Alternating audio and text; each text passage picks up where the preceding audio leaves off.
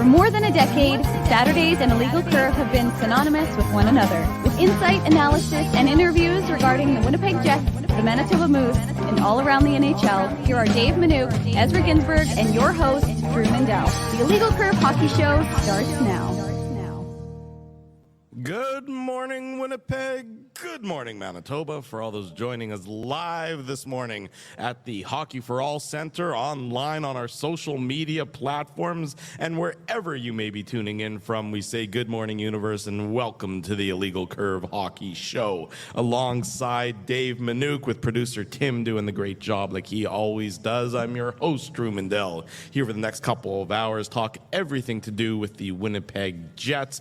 Ezzy, away from the show, we wish him well as he continues to recover from his rhinoplasty that he had earlier this week. He's on the way to recovery. So that's the important part, is that he soon will be back to I'd say full strength, but maybe just strength in Ezzy's case. So I mean, we look forward to welcoming him back next week on the program. All things hopeful, it heads in that trajectory. Yeah, and Ezzy and I were supposed to drive together, which we did. He managed to drive me this morning, so that was nice of him. He will recover at home, and he wasn't at full strength. He didn't want to come here and not be 100%. That's As good. he always gives 100%, so That's he didn't right. want to be able to not give 100%.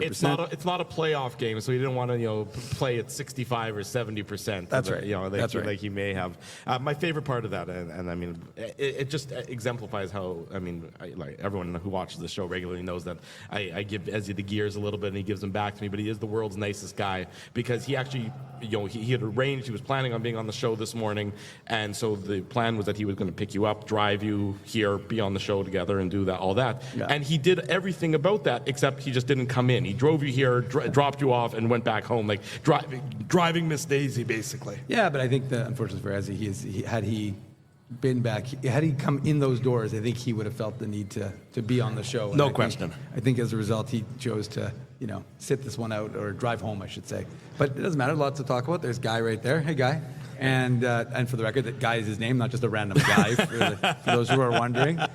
You'll recognize Guy, actually, because he's the security guard who's always in the videos when the Jets are arriving. He's always in the background, so you'll know Guy very well. And we've got the Zamboni behind us. We've got producer Tim in front of us. Yeah. So things are off to a cooking start here. A great Saturday morning at the Hockey for All Center. People are going to filter in as the Jets development camp is, of course, continuing. You saw them at the Bomber game last night, or I don't know if you did, but I did. And Timmy, we were both at the game last night. And so they're going to be on the ice. So a lot of people, I'm sure, are going to be here, as it always is. It becomes a real popular place to go on this Saturday morning, early in the summer. Very Canadiana to be in the rink watching these young players as they begin their quest to become NHL regulars. Free agency. It seems like it was weeks ago, but it was really only Monday. And you did yeoman's work, as you always do, covering it and covering the draft on the weekend for Illegal Curve and illegalcurve.com. Well, some of us were out vacationing with the family, yours truly being one of those people, but good job on your part. Thank you. As sort of expected from the Winnipeg Jets perspective, a quiet free agency day. Yeah. It's almost, lather, rinse, repeat when it comes to the Jets and free agency. Is they're in on player A, they're in on player B, they're in on player C. Those players are down to two teams, and they're going to make their decision. And it seems like, at least lately, not always, but lately seems like they go to a different team. Sean Monahan being the one I'm really primarily speaking about there. Jets obviously were in on him. They wanted to sign him. They made him a strong offer by all accounts, and he ends up taking the money, probably more money, more term from Columbus, and going there. There's a lot of people online who are saying the Jets actually dodged a lot of bullets here in not making some of those signings, that some of those signings aren't going to age well. And free agency is always inflationary, and it always, especially in Winnipeg. It always costs teams a lot of money and a lot of term, and maybe not for the better of that team. So what's your perspective, I guess, on the Jets and how free agency unfolded earlier this week? Are they...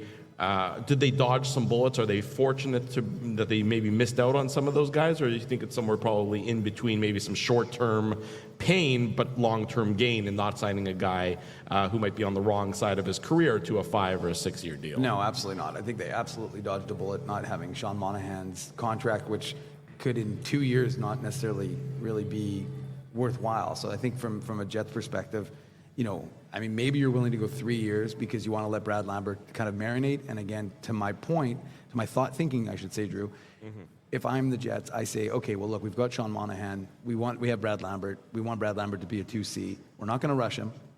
Sean Monahan has an injury history, so if he gets injured, you can allow Brad Lambert to come in. There's less pressure on him in that regard, and he gets a chance to play some games at the NHL level if Monahan's injured, but ultimately he'll still be with the Moose developing and being able to be the number 1C for the Manitoba Moose, which, again, you can disagree with me and say he's ready now. I don't think he's ready yet to assume the mantle of 2C. I think he's better suited to be with the Moose than he is with the Jets right now. And so from that perspective, I would say that they did dodge a bullet, though, because if you're the Winnipeg Jets, you're looking for a stopgap, but you aren't looking for a block. Right. And we talked about it when they acquired Brendan Dillon and Nate Schmidt, that you're blocking the Ville Heinolas and Dylan Sandbergs. Now, what they did was, we said if it's only a 1 or 2 year thing, then that's okay, because those guys can marinate a little bit longer, and then they'll get that call up, and then they'll be able to be ready to take over-ripened, if you will, the whole Detroit Red Wings philosophy, and then ready to take on that role at a full-time basis, and there's not really dipping your toe in, you're ready to go. And I think that from a development perspective, I don't mind that philosophy, and of course, selfishly, because I cover the Moose, I don't mind it either. But again, what from the perspective of Sean Monahan, you can't sign him to 5 years. It's insane, because first of all, I don't think his body is going to hold up for 5 more years. Number one, but number two, again, then you're basically saying to Brad Lambert, okay, then you're going to be a winger. Which again, I don't think he's going to care if he's at the NHL level. But you just saw Seattle develop him in junior as a center. You know that he prefers to play center, and you just spent a year developing him as a center for the Moose. Now, in theory, what you'd like to do is be able to develop him as a center for the Moose for another year or two.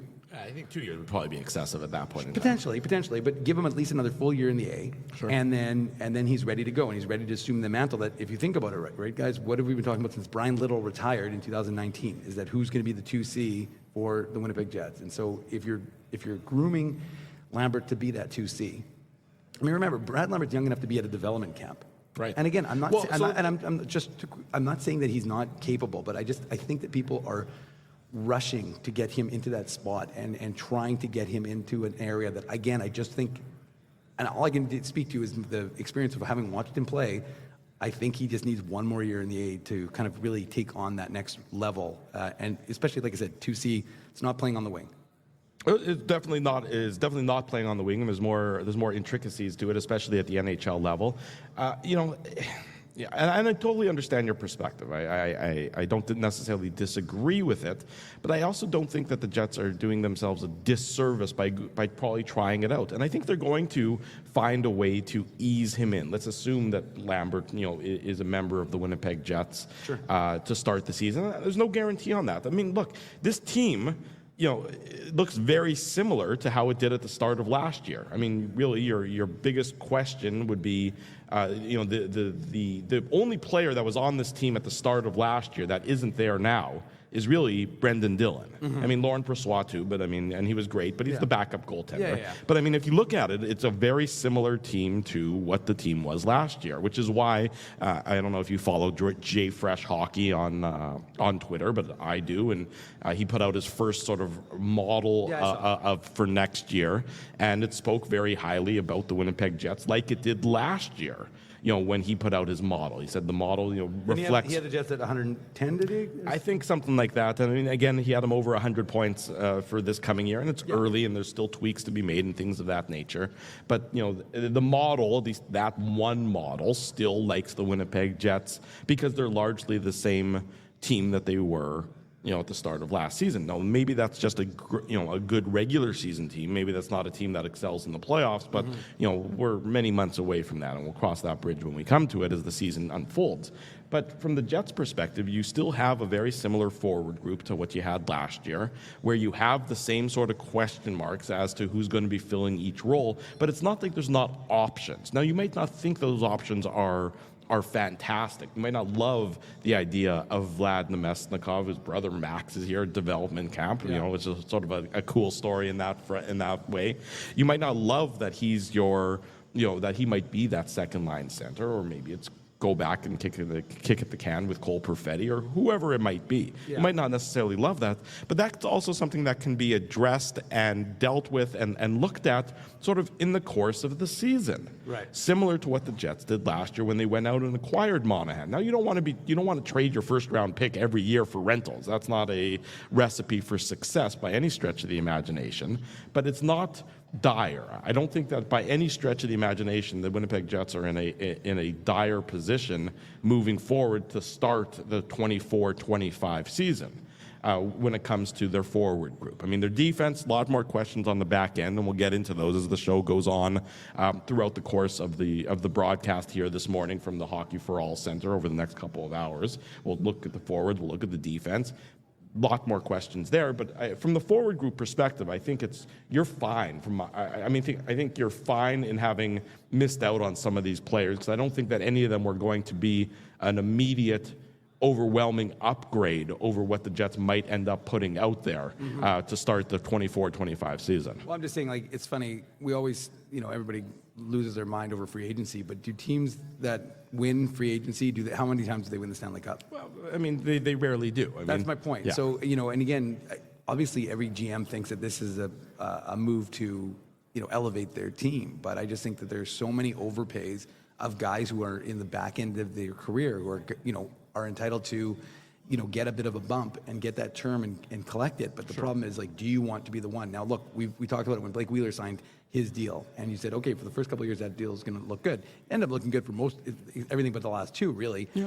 Well, I mean, I guess the last one you didn't really know because they bought him out. But the point is that you were able to at least, I think, avoid. Like I said, I saw Rob's comment about Mark Scheifele and Sean Monahan, but Mark Scheifele doesn't have the injury history that Sean Monahan has, right? And so, from my perspective, I wouldn't look at it as like something that you're concerned about in terms of health. And I just look at Sean Monahan's history, and yeah, he played 83 games this year, but I wonder if, how long that's going to last when you look at the totality of his seasons in the NHL. So, again, like I said, my feeling was you don't want to hand out the big deals now, and you just are augmenting your team. I know that people are losing their minds whenever I post that the Jets make a depth move like Hayden Fleury or Mason Shaw, and it's like, well, first of all, they need to repopulate the Moose a little bit. Right, the Moose lost a lot of their veteran players that had been there previously, absolutely. Well, Paulie Edmonds, who's going to be joining us in about 15 minutes, he's walking in. And he's not walking.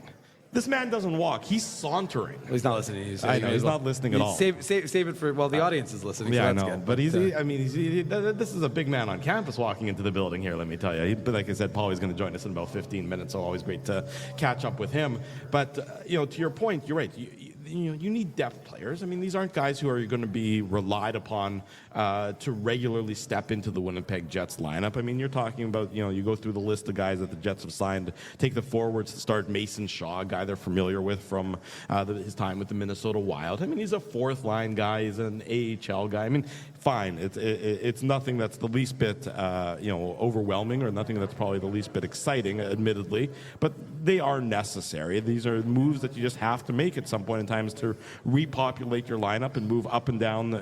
Have guys who are able to step in a pinch for a game or two. Same with Jarrett Anderson Dolan, a guy familiar, played with the Los Angeles Kings a bit. I mean, these are, they're not flashy, and I know everyone's snarky about it, but it's just a requirement for every NHL team. Oh my gosh, Bailey's brought us cookies.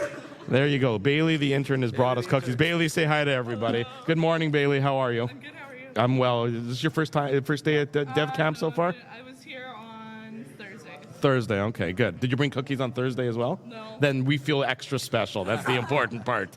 That's good. We will definitely, you know us, we're definitely going to give these cookies a good home over the next couple of hours for sure. Well, thank you for that. No problem. Nice to see you as well, of course. Nice to see you too. There you go. It's always a party here. Bailey the intern with her mom, Amy. Yeah, they're And the rest Bailey of and the family. exactly. If you're wondering why they're not in the chat, it's because they're here live at development camp Giving us here cookies. at Hockey for All Center. Timmy's eyeing those cookies pretty well. I got to tell you. I know. Tim was right on those cookies. He's like, oh, there's some cookies coming this way. Tim's playing the role of Ezzy, apparently, is what's happening tonight. But to your point, these are depth guys, and you have to add them to your roster, and you have to build around the fringes, just so you have these guys who, in a pinch, again, you're not relying on them if all of a sudden they're playing top 6 minutes for your team, then things have gone certainly a little bit haywire there. Here he is. Here's Paulie Edmonds sauntering over. Take your time. We're not in any rush. It was nice to see you, though, on this Saturday. Yes, Exactly. no rush. Take your time. Settle in. Relax. You're all good. We're going to keep yammering on for 15 minutes until then. Grab a hat Looks good on courtesy you. of our friends at Seagram's. There you go. We got swag given away as well here at the Hockey for All Center. Come say hi to us over the course of the next couple of hours. But so I think from the Jets' perspective, I think they're probably in a better situation. Yeah, you're on screen. Just don't do anything crazy. But I think they're in a fine position from their forward groups. Just because they have the depth that they acquired last year, and they're going to continue to use that depth to be what should be a good regular season team, because you have Connor Hellebuyck, you have forward depth, 1 through 12 that isn't necessarily laden with superstars, but it's laden with professional NHL players top to bottom. And then the question becomes one very similar to last year, is the defense. And how does that get resolved, if it gets resolved over the course of this offseason as well? And that sort of brings me to the question, sort of hovering over development camp here, about Rutger McGroarty, as I'm losing my voice for a second. Oh boy, Paulie, that's when Drew loses his voice, that's our time to shine. That's when we get a chance to kind of take the mic back. Look, I mean, Rutger McGroarty, there could have been a possibility, a chance for him to kind of make a dent. And you're not earning a position at development camp, so I mean, it would have just been a chance to be part of the organization, part of the week, part of making that impression. But of course, he is not here and will not be here, which has been made abundantly clear. Yeah, exactly. But you wonder, does that, that's the other shoe to drop still on this offseason, I think. That's the major one. From my perspective, I don't foresee a Nikolai Ehlers trade materializing over the course of the next number of weeks, and we'll ask Paulie about that in a couple minutes here, if he agrees or disagrees. He usually disagrees with me, which is a good place to be, is disagreeing with me, but I don't see that necessarily occurring over the next couple of weeks. So then you have that one big chip. If that gets done this offseason, does that help your defense? Is that what comes in and shores up the back end? Is that where you fill in that one sort of, what I'm going to say is a bit of a gap there that is the big question mark for this team? Because I don't think any of us really saw Colin Miller getting re-signed to a 2-year deal after his stint here, after being acquired at the trade deadline, didn't necessarily result in much playing time, didn't really result in much of an opportunity. But all of a sudden, that one came sort of a bit of a surprise. $1.5 million for the next 2 years for a guy who can play on that right side, a guy who's got a big shot, a guy who in third pairing minutes usually does pretty well. To me, as a surprise, it definitely was one, but I also think there's a lot of potential there if he gets that opportunity, and it's evident based on, I think, how the Jets line up right now, particularly on the right side, is that there is an opportunity for him to step in and have an impact on this team. I don't think there's any question. I think that, when they bought out Nate Schmidt, they created a hole, they created an opportunity, and that's what this is all about. And so, like I said, then even the acquisition of Dylan Coughlin from Carolina, which still hasn't been made official. It's not official, but, as of right now, that's the reporting from Elliot Friedman, and that it was for a conditional 7th. I've read some other things that say, people are saying that there's more to it and there's more behind it, but for right now, Friedman is reporting that it was, they're picking up a conditional, it's going to be for a conditional 7th. And again, like I said, you're getting a guy who's you're hoping you're buying low on him. And that's a really minimal cost, the 7th rounder. So, I mean, from a Jets perspective, you may as well take a flyer on a guy who worked with assistant coach Dean Shinwith in Carolina. So and had some good numbers under him. Had some good numbers under him. So, that to me is a guy who is, like I said, a buy low candidate that you really aren't taking a big risk on. And if he turns into, like, he's 6'2", he's a right shot. If you can turn him into something, that's a huge benefit to your organization. And again, at a low cost. He's put up big numbers at the AHL level, never really been able to translate that to the NHL level. Paulie, are you ready to jump on? I know it's not 9:30. Do you want to join us? You see you're sitting here, you're pecking away at the phone. I don't want to make this any more awkward than it already might be. Of course. I don't mind putting in some bonus time. Okay, good. I've never been a clock watcher in my life, Drew. I appreciate. You know what? I remember the radio guys used to say that too. You're always missing your 10 posts. You got to get out at 2 minutes before the Not top very of the good with hour. the clock, eh, on the programming. Boy, if Raccoon Carney was listening right now.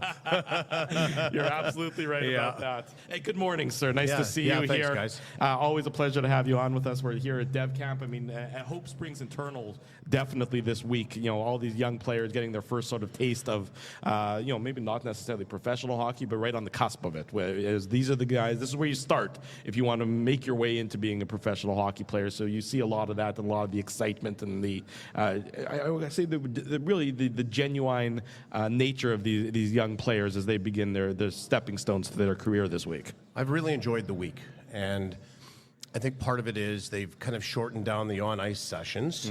Not that we don't want to watch hockey, but it's been efficient. Let's just say that. They're out, they're doing some drills.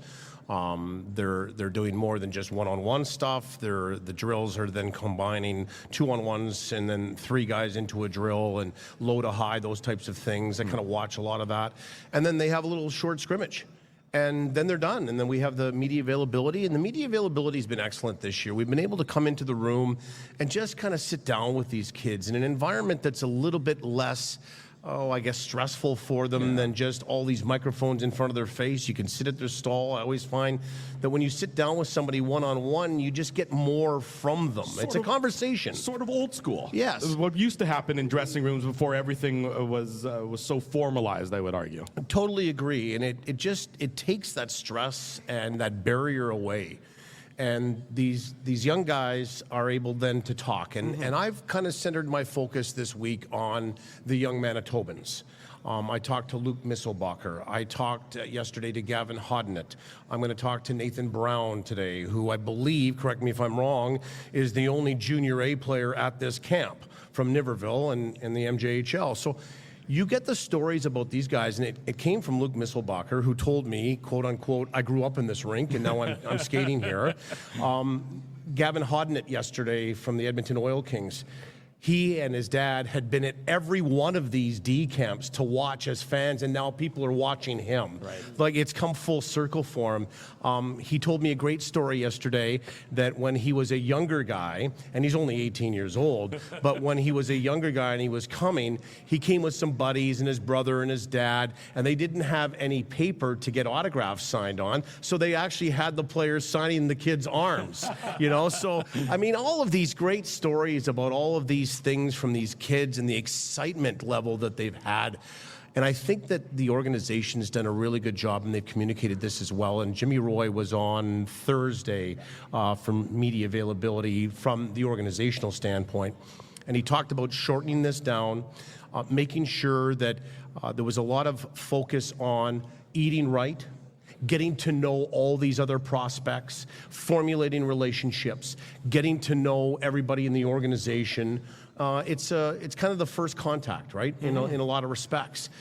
The other thing that I've seen too is you can really notice who are the high round draft picks when they're on the ice. Not that there's a varying huge degree of talent, because there isn't. They might shoot the puck with more velocity. It might be slightly more accurate. But for me, it's the skating ability of your top prospects that are out here.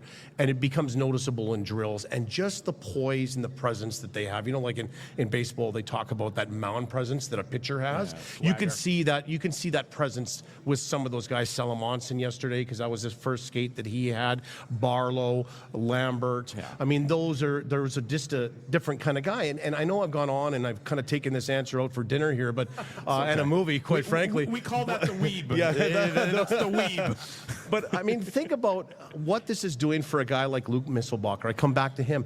He's playing with Brad Lambert and Colby Barlow on the same line.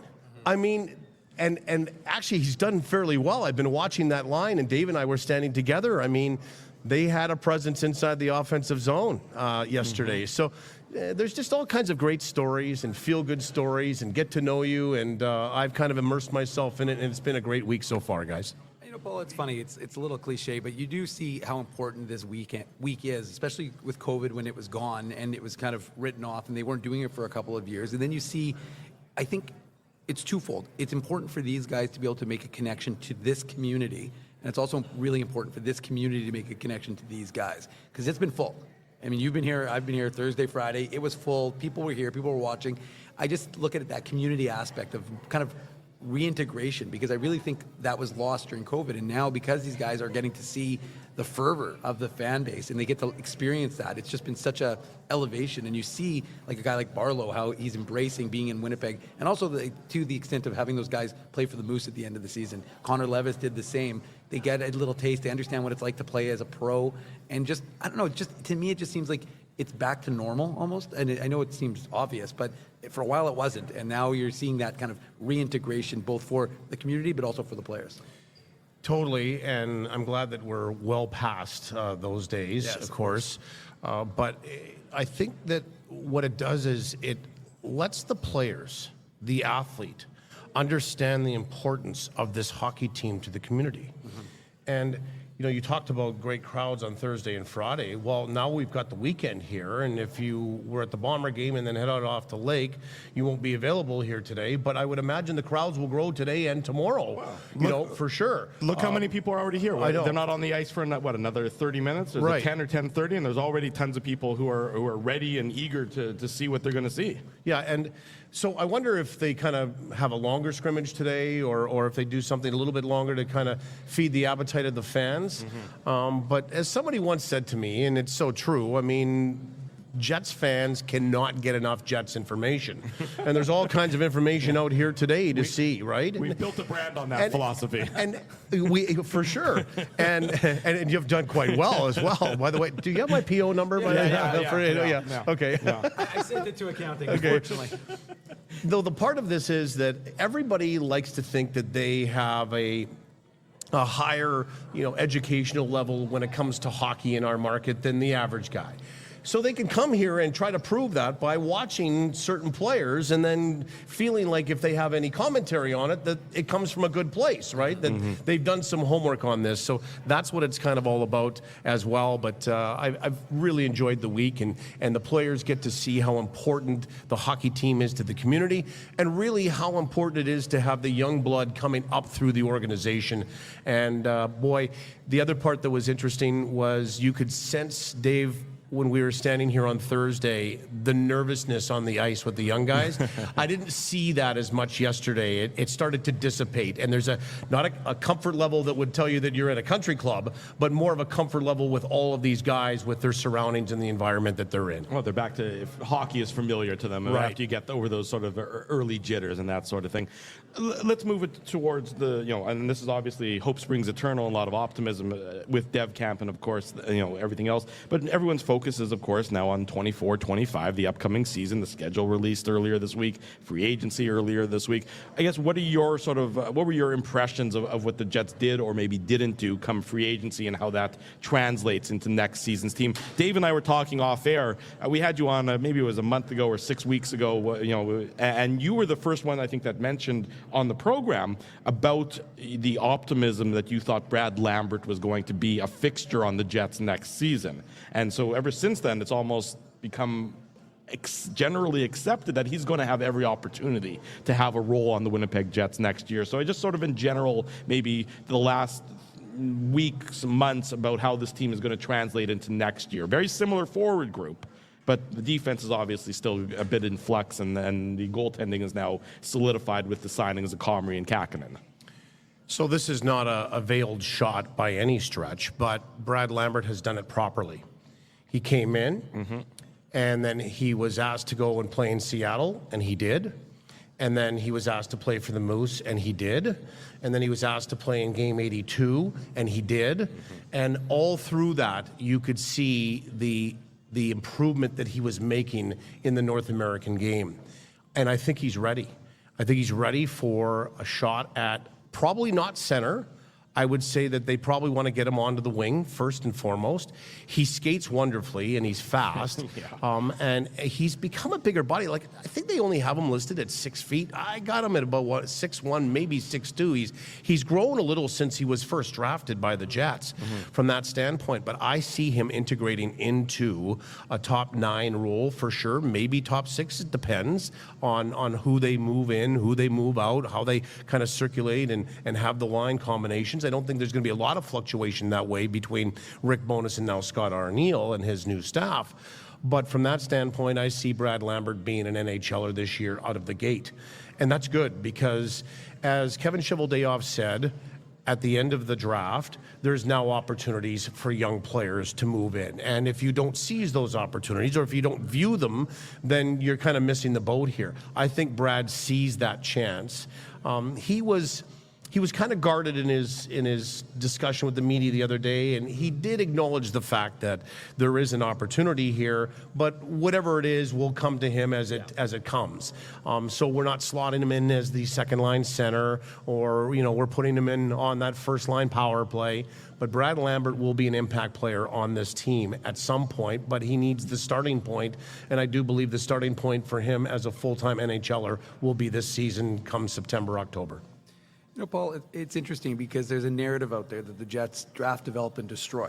And quite frankly, I don't understand it. We had 11 Jets prospects. That might be one man's opinion. Yeah, sure. But I'm just saying, Right. you see that a little bit. And to me, it's confusing because, again, 11 draft picks played on the Moose last year. Thomas Milic, 2023 fifth rounder, was the starting goaltender. Now, he wasn't the starting to the point you just made. He wasn't the starter. And we talked to him yesterday. He thought the plan was going to be for him to be in the ECHL all of last year, maybe with a call-up here or there. He was on an AHL deal, not an NHL deal, got his ELC in May. But the point is that there is opportunity for these guys if you can seize it. And they're not going to give it to you. You have to seize it. But the other idea that they don't want to let these guys develop. I mean, look at the center depth for the Moose last year. Chaz Lucius, Danny Zhilkin, Brad Lambert. You don't win a lot of hockey games. You've been around this game a long time. You don't win a lot of hockey games with very young center depth like that. But the Jets were prepared to allow their team to experience some bumps because they wanted to let those guys develop. So let me interrupt and throw this question back to you then. Sure. How did you see the Moose season play out with the young centermen? They got better as the year went along. Like, the Moose were dead and buried out of the playoffs, and then all of a sudden the second half hit, and they make the playoffs and tried to make some noise. Well, I'm going to tell you it's because those young guys got their feet wet, got comfortable, and started to perform.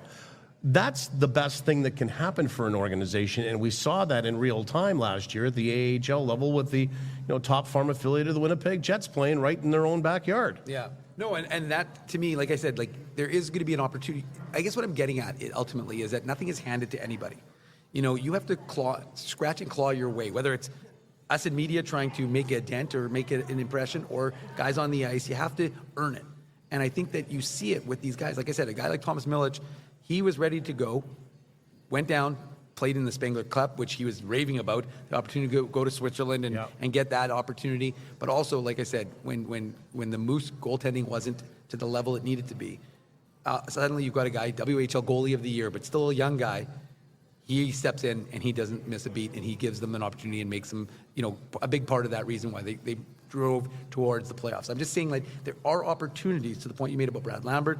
And speaking of, there's one of those young centers, Chaz Lucius, who's skating around behind us now in a yellow non-contact. His ankle is still recovering from the surgery he had that ended his season. But I just think that there are opportunities, and I think that they're affording them to these young guys. It's just not going to be at the NHL level, because the NHL isn't a development league. Now, again, Brad Lambert, we're going to see what he's going to do in training camp.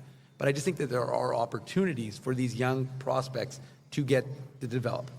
I told this story numerous times, and I'll tell it again, and it goes back to Ben Sherrod.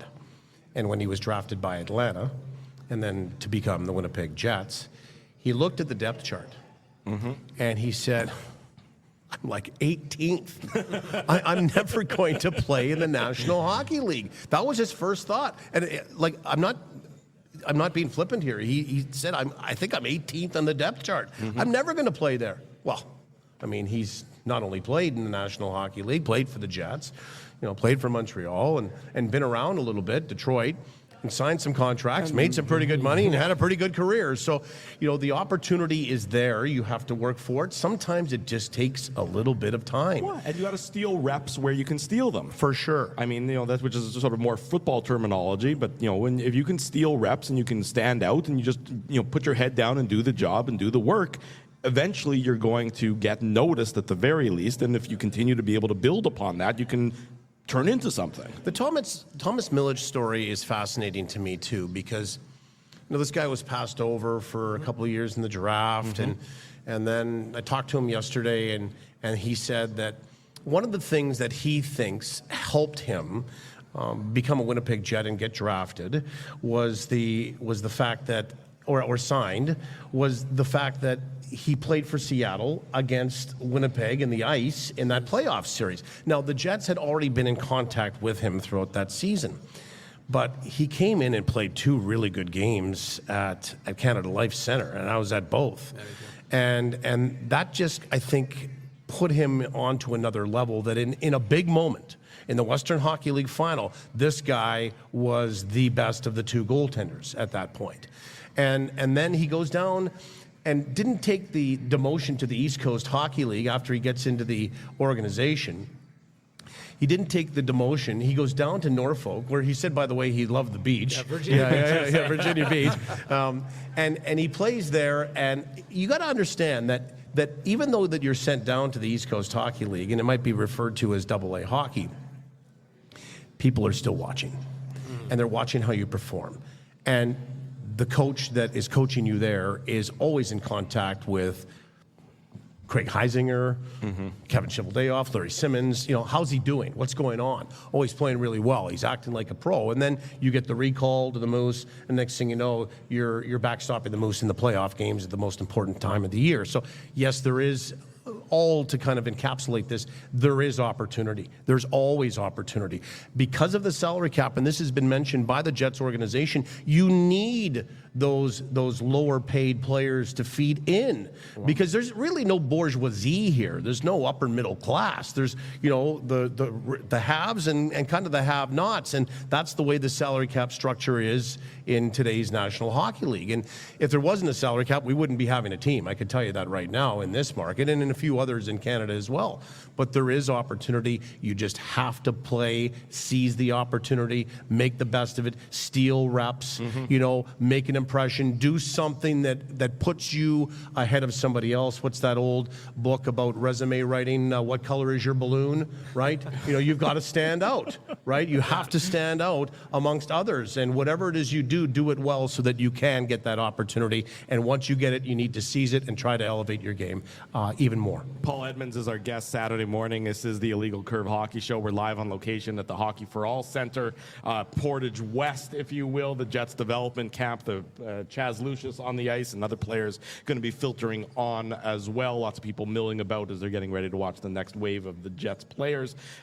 Looking at, again, the roster for next year, the goaltending one, I think it was a foregone conclusion that Laurent Brossoit wasn't going to be back. He has earned himself a big contract, or more money than the Jets were willing to consider to give him, for good reason, of course, and he's off to Chicago. And they bring in Eric Comrie, an old friend, of course, and they bring in Kaapo Kähkönen, a guy who's bounced around a little bit over the last number of years. What do you think about the backup goaltending situation for the Jets? You got 2 guys who are, really, one of them is going to be the Connor Hellebuyck backup. The other one is going to be with Thomas Milic with the Manitoba Moose. Yeah, not a bad spot for either one of them. Similar to what they did last year with Brossoit and Colin Delia, of course. I think that you knew that Brossoit was going to be the anointed backup. In this particular case with Kähkönen and with Comrie. There's Kelly Moore, CJOB, joining us, or walking in here now. Oh, look at the entourage he's got too, eh? There's like 14 black vehicles with tinted windows outside. It's bigger than the Prime Minister. I don't know that either one, Kähkönen or Comrie, is anointed the backup goaltender. Right. There's going to be a competition for that, which makes this more intriguing. Not just in camp when it starts, but how they divvy up the minutes in the preseason games. And that will probably make a determination on who is going to get that job. Either way, it's not a bad spot, and I've said this for a long time. The Comries come here, and they've got a young family, and they know they're going to be in one of two spots, but Yeah. they're going to be in the same city. So there's an attraction to signing some players. We hear all of the negativity, and sometimes our market is rife with negativity when it comes to our city and how we are perceived and how we perceive our own city. Well, there are benefits that outweigh some of the other opportunities that somebody might sign. You know where you're going to be. You know, Dominic Toninato has always talked about that as well. He knows that he's kind of that fringe guy. He knows he's going to be up for a few games with the National Hockey League, but probably down with the Moose. But they're not moving. They're not bouncing around mid-season because of a call-up, a recall, whatever it is, a demotion. You know, they know where they're going to be. So the Comries understand that. It's an easy fit. I think the relationship between Wade Flaherty, the goaltending coach, and Eric Comrie goes back a long way. You know what you're getting. And I like the competition that they're going to create for that backup job to Connor Hellebuck, and then to see who is going to be with Thomas Milic at the American Hockey League level. You know, Paul, one of the things that we talk about opportunity, not just for the young players, but also for guys like Dylan Sandberg. You know, a guy like Dylan Sandberg, what an opportunity this summer is going to be. You know, he signed his 2-year deal, I think about a year ago. It was a year ago yesterday, and this is a big year for him. Obviously now a contract year, but also because Brendan Dillon is not here. How significant do you think that is for him to get that jump and to have, I mean, what an expectation, but also what an opportunity for him this season to kind of really solidify himself as a top 4 D-man? I think he's earned it. I think the way he's played, he has now been knocking at the door to have that opportunity. He's going to get it. And I don't think that one thing we know about Dylan is he's uber competitive. He has the size, the skating ability, the puck mobility as well. I think that playing with Nate Schmidt and some others along the line and understanding how to be a pro, he's ready for this opportunity. The other guy that for me is going to be interesting, and of course he needs a new contract, and that's Logan Stanley. And now he's 26 years old.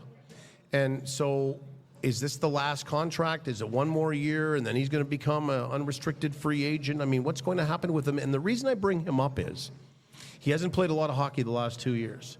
Now, 2 years ago was because of injury, and he had a hard time getting in the lineup because he had 2 injuries. Last year, there was a lot of healthy scratches. There is an opportunity for him to push in now from the 7th or 8th defense spot into maybe that 6th spot role. And the other thing that he does, and we talk about doing something that nobody else has, having a tool in the toolbox that nobody else plays with, he has some toughness to his game. And with Brendan Dillon gone, who's going to replace that toughness on the blue line? Because you just can't have Adam Lowry doing all of that. You need to have a complement on the back end. And I think if Logan Stanley is looking and understanding where he needs to be different than others, it's getting back on retrieves, moving the puck efficiently, holding the line, but also playing with that edge at 6'7". So there's an opportunity for him in that area because Brendan Dillon isn't here anymore to provide that. And the Jets need some of that on the back end, and they understand that. So one way or another, Logan Stanley is going to have another contract. The length of it and for how much, we don't know. But at some point, because he does have arbitration rights, at some point he'll be a Winnipeg Jet, and then the opportunity, the floor is his to see if he runs with that opportunity this year in a role that I'm kind of describing here. Well, what does that mean for Ville Heinola then? I think there's an opportunity for him as well. I mean, we have to see Ville and what he can do now. I mean, he's marinated in the American Hockey League for a couple of years. And he made this team out of training camp before the injury. Right, absolutely, he did. And Nate Schmidt was probably going to be the guy that was the odd man out. And just the way it goes, you know, one tweak of a leg and Nate Schmidt's up here all year, right? I mean, so from that standpoint, I think Ville's got to push in. So, again, competition for jobs. But if you're looking for something a little bit different, Logan Stanley provides that. If you're looking for another puck mover, you know, that's where Ville Heinola can come in here. So I think, you know, there's another contract that's up after next year, and that's Neil Pionk's contract. So let's not look ahead. You have to look ahead because these projections, gentlemen, that we're making are all the projections that go on in the front office or the boardroom, right? Okay, what's happening here? It's a chess game. What's happening 3 or 4 moves ahead, 3 or 4 years ahead, 2 or 3 years ahead? And I think that, you know, Ville Heinola's got a real good opportunity to make this team again, and I think a lot of people would like to see it. So there is opportunity, getting back to what Dave said, for young players to integrate into the lineup, no question about it.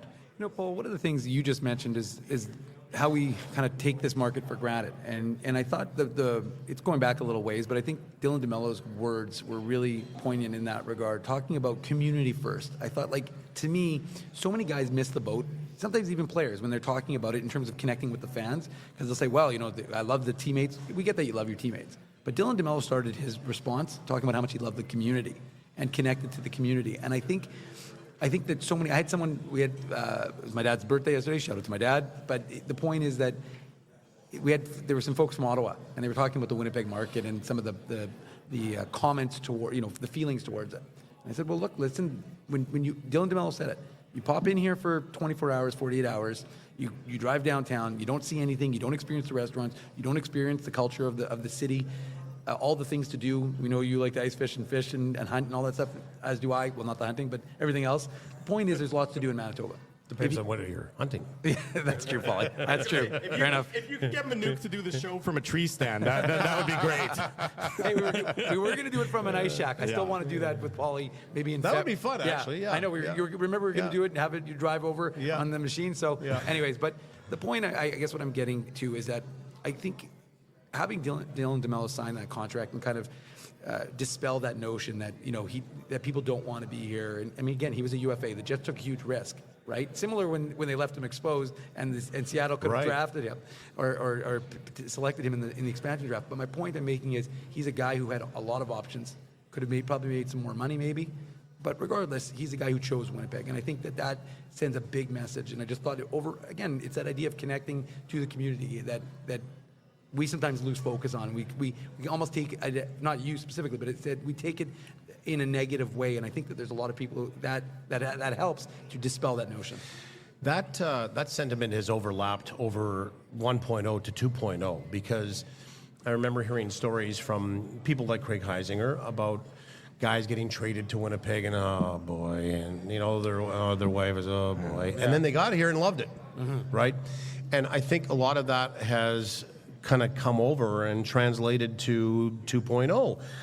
Brendan Dillon, I think wanted to stay here. The unfortunate part was they had to, as they kind of went along toward free agency or getting close toward it, he said, okay, I think Brendan was ready to re-sign here. Right. But as they got further to unrestricted free agent, he said, let's test the market. I could always circle back. Dylan DeMello wanted to stay here, comfortable with his family, owned a home here. And so from that standpoint, I think that what you're growing is the ability to have these guys be your best sales force when it comes to selling the city and the organization. And there's been a commitment here from a lot of guys over a lot of years. I go back to Blake Wheeler. Blake Wheeler committed to this city numerous times. Adam Lowry has, Josh Morrissey has, the list goes on, Connor Hellebuck, Mark Scheifele.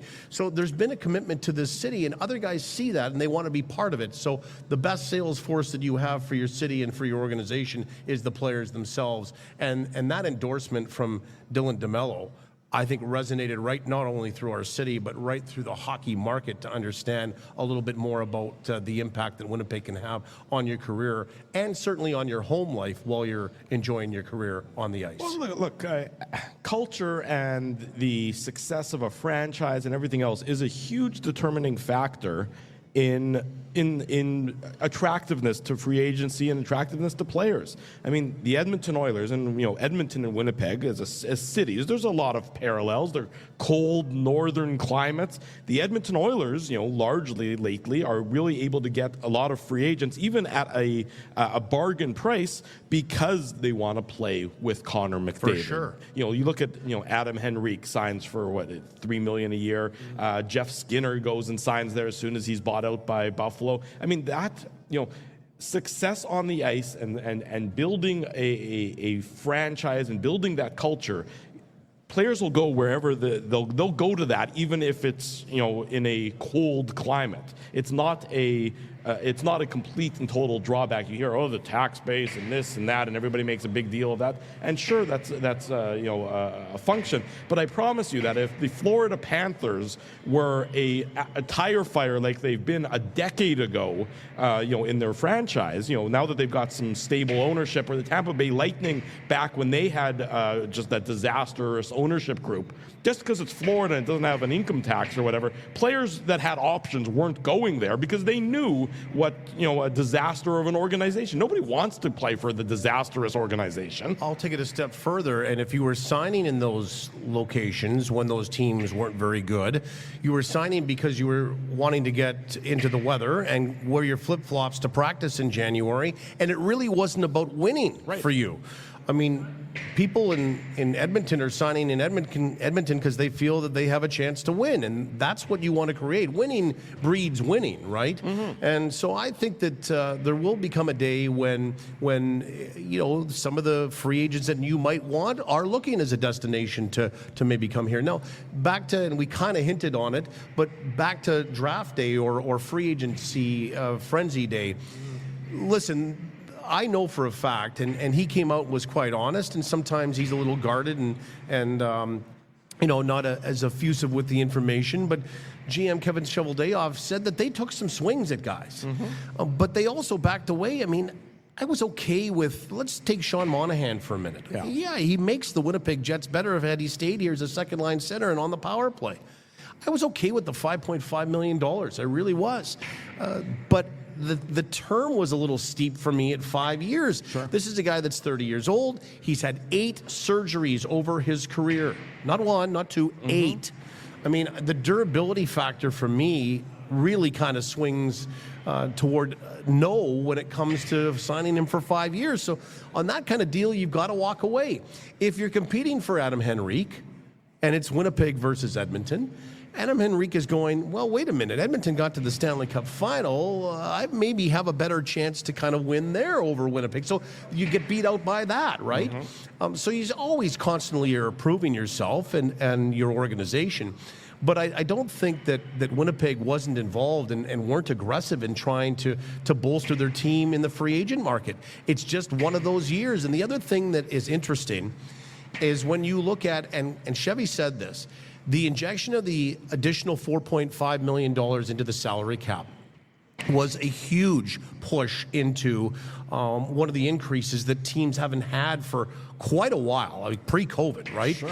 And teams like Seattle, who all of a sudden became a player in the free agency market, Utah, formerly Arizona, who never dabbled, they were taking your contracts and draft picks just to get above the floor, right? And then also in your own division, Nashville, they've never been a big swinger when it comes to really the free agent market. And they went out. So you had all this competition, this added competition made it a little bit more difficult for, say, a smaller market team to come in and say, we're going to make that commitment to you, not just financially, but in terms of term. And it might be, we might look back in a couple of years and go, boy, the Jets are thankful they didn't sign this guy to that or that guy to this. Well, that's what a lot of the pun, there's the people who are, ripping their hair out and saying the Jets didn't do anything. And then there's also some of the commentariat, and rightfully so, are saying, look, the Jets actually dodged a bullet by not succeeding in getting any of these deals done because they're going to age poorly or they're not going to necessarily, provide the upgrades that are necessary. And Dave and I were talking about this earlier at the beginning of the show. This team, the forward group in particular, is basically the same as it was last year. And if you have a hole that needs to get addressed, you can do it again at the trade deadline. You can do it again, later in the year if you look like you're going to be a quality team who needs some improvements on the margins and things of that nature. You don't have to go out and, spend for 5, 6, 7 years and hamstring yourself, for future. You can just do things in season, like the Jets did last year. Now, you want to obviously do more or not lose in 5 games in the first round every year, but there's still ability to improve mid-season. You don't have to win the offseason. You can win during middle of the season too. Totally agree. And what's the next sort of mark on the calendar here? And the Jets were very pragmatic about this and still are. Look at Washington. They're at $104 million, I believe, on the salary cap. $104 million. Right. they're going to have to shave at some point. Right. So they have to divest. Is that divestment through a trade? Or is that divestment through the waiver wire? I mean, at some point, there's going to be some players, and Washington's not the only team. There's a few of them. You can pick some bones. You can pick some bones. Yeah. And it's not just that there's not meat on these bones either. There's probably going to be some good players that are going to have to be exposed, or that these organizations are going to have to part with, whether they liked it or not. Right. So I still believe, even though that they're not necessarily free agents, there's still good players that will be available that are just on somebody's roster right now. Well, sorry, Dave, go ahead. No, Paul, I just wanted to ask you about, the comments from Connor Hellebuck when he won the Vezina. He talked about the continuity of Scott Arniel and the coaching staff. And I thought those were interesting remarks from the Jets top netminder. Just that idea of, we've got everything in place. We just want to keep doing what we're doing. Obviously, they need to translate from being a very good regular season team to a very good playoff team. But I thought it was interesting comments. Now, of course, you could say, well, what else is he going to say? But he didn't have to say anything. Like sometimes you don't need to say anything. But I thought it was kind of like his approval, I guess, if you will, of the move to keep that continuity, to keep Scott Arniel, to kind of have that framework, but also with his new additions, to maybe work on those areas that were problematic for them, which, as we all know, were their special teams. That endorsement probably came from exit interviews. And I know that the Jets went through the process of hiring Scott Arniel as their next head coach. I think he was always the front runner, but they had to look around and they had to talk to some other people as they did. But they also want to get a lay of the land and the feeling from the room on Scott. And it came back, I can tell you, almost unanimously in favor of Scott being the heir apparent to Rick Bowness. The other part of this is, and this goes to what Connor was saying and you as the conduit for Connor Hellebuck, and when it came to Rick and his strategies, Scott Arniel's fingerprints were all over this thing for the last couple of years, right? Right. Schemes, schematics, the way they were running things, how they wanted to do things, culture, all of those things. They collaborated very well together. And Scott was a big part of that. So this is a seamless transition to kind of keeping things the same. It goes back to a couple of years ago when Rick Bowness took over this team. And that training camp was different. And you heard from the players how they had to get ready and understand different systems.